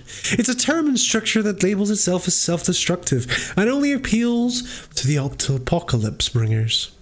The original leftist thought falsely ratified into his death cult were accelerationists of transformation rather than of destruction, repurposing structures and bringing them to their final conclusions in service of humanity rather than capital, multi-layered reformations to hypertization, mirror forming of hyperstructures. You just fucking experienced what it's like to be on a podcast for 4 hours with you.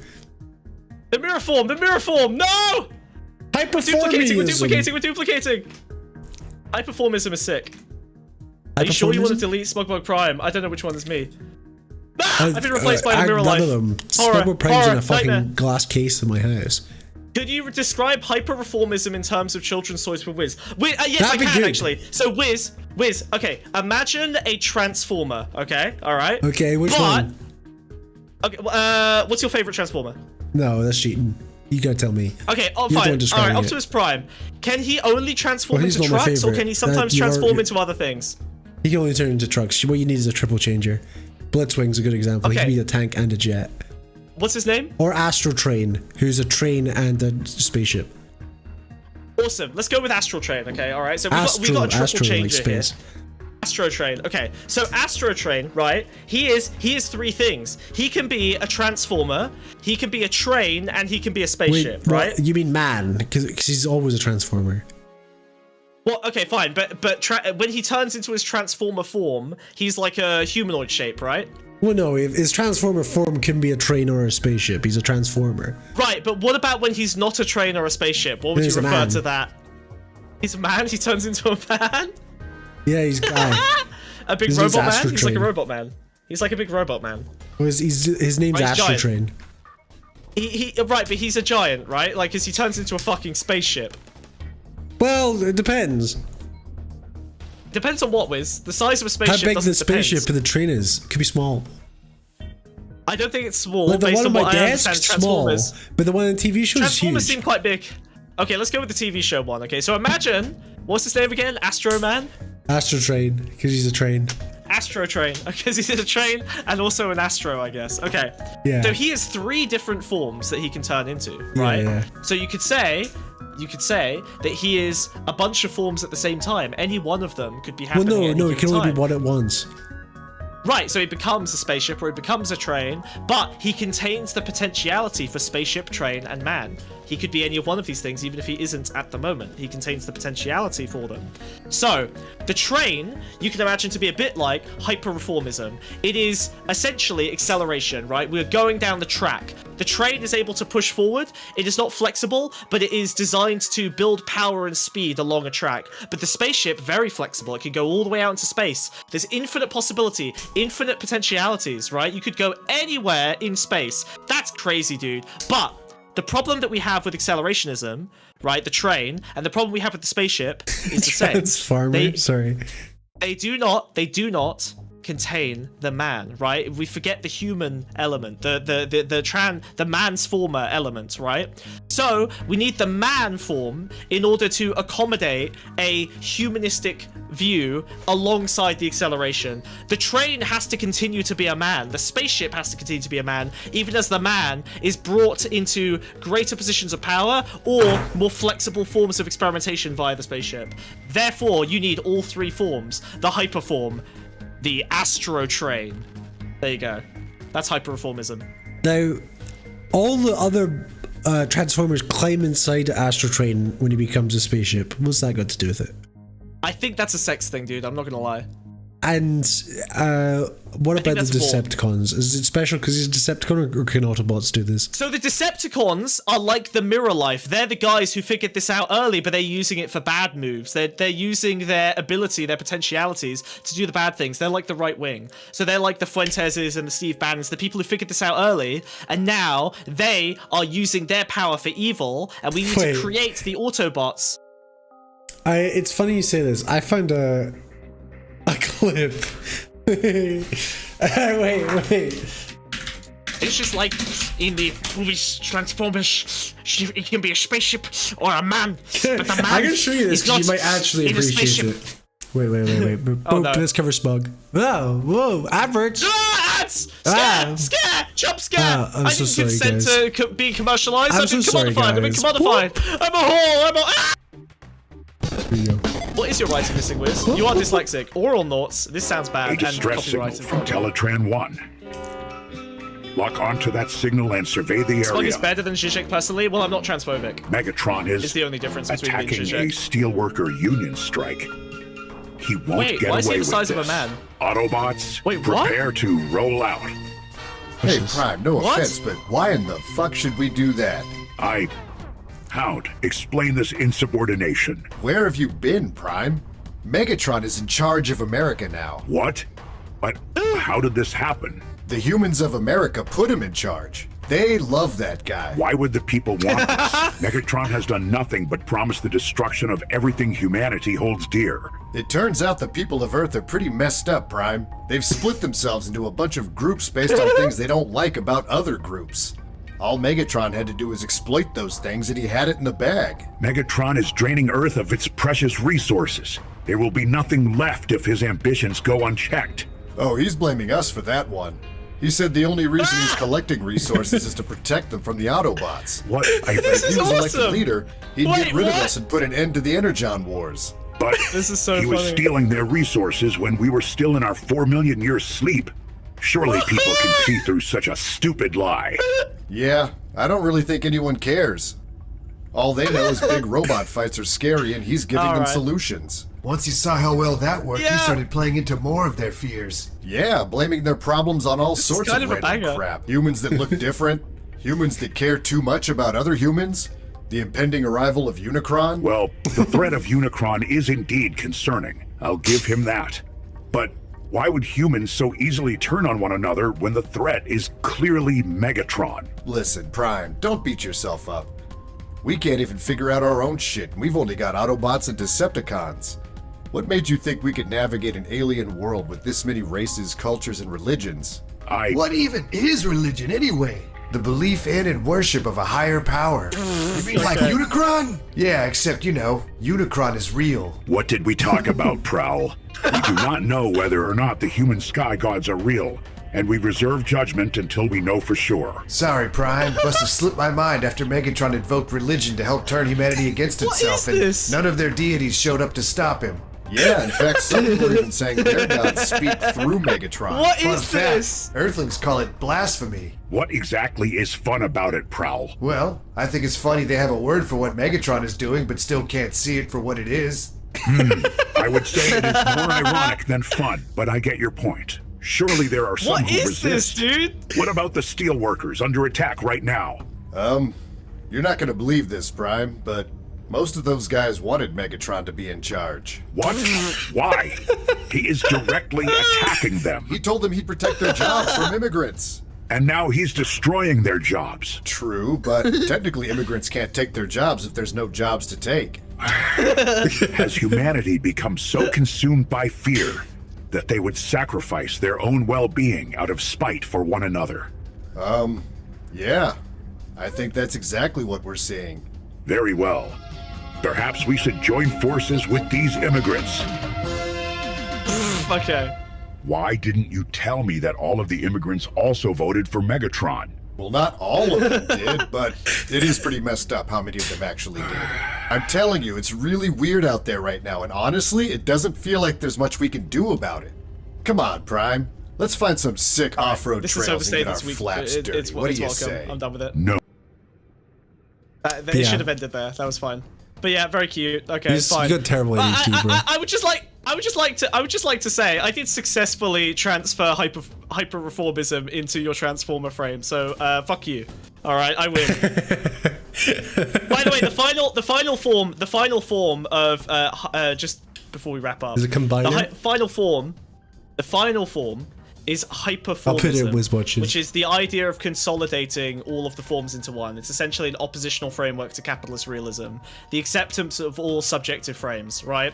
Capitalism pulls all frames into service of capital. Hyperformism, the idea is to pull all frames in service of the substance that those frames contain. So it's basically a multipolar rather than a unipolar consumptive framework. We consume all the frames, okay? Everything gets digested, everything gets eaten, right? Capitalism does not get to eat it, okay? We will eat it. We will contain everything.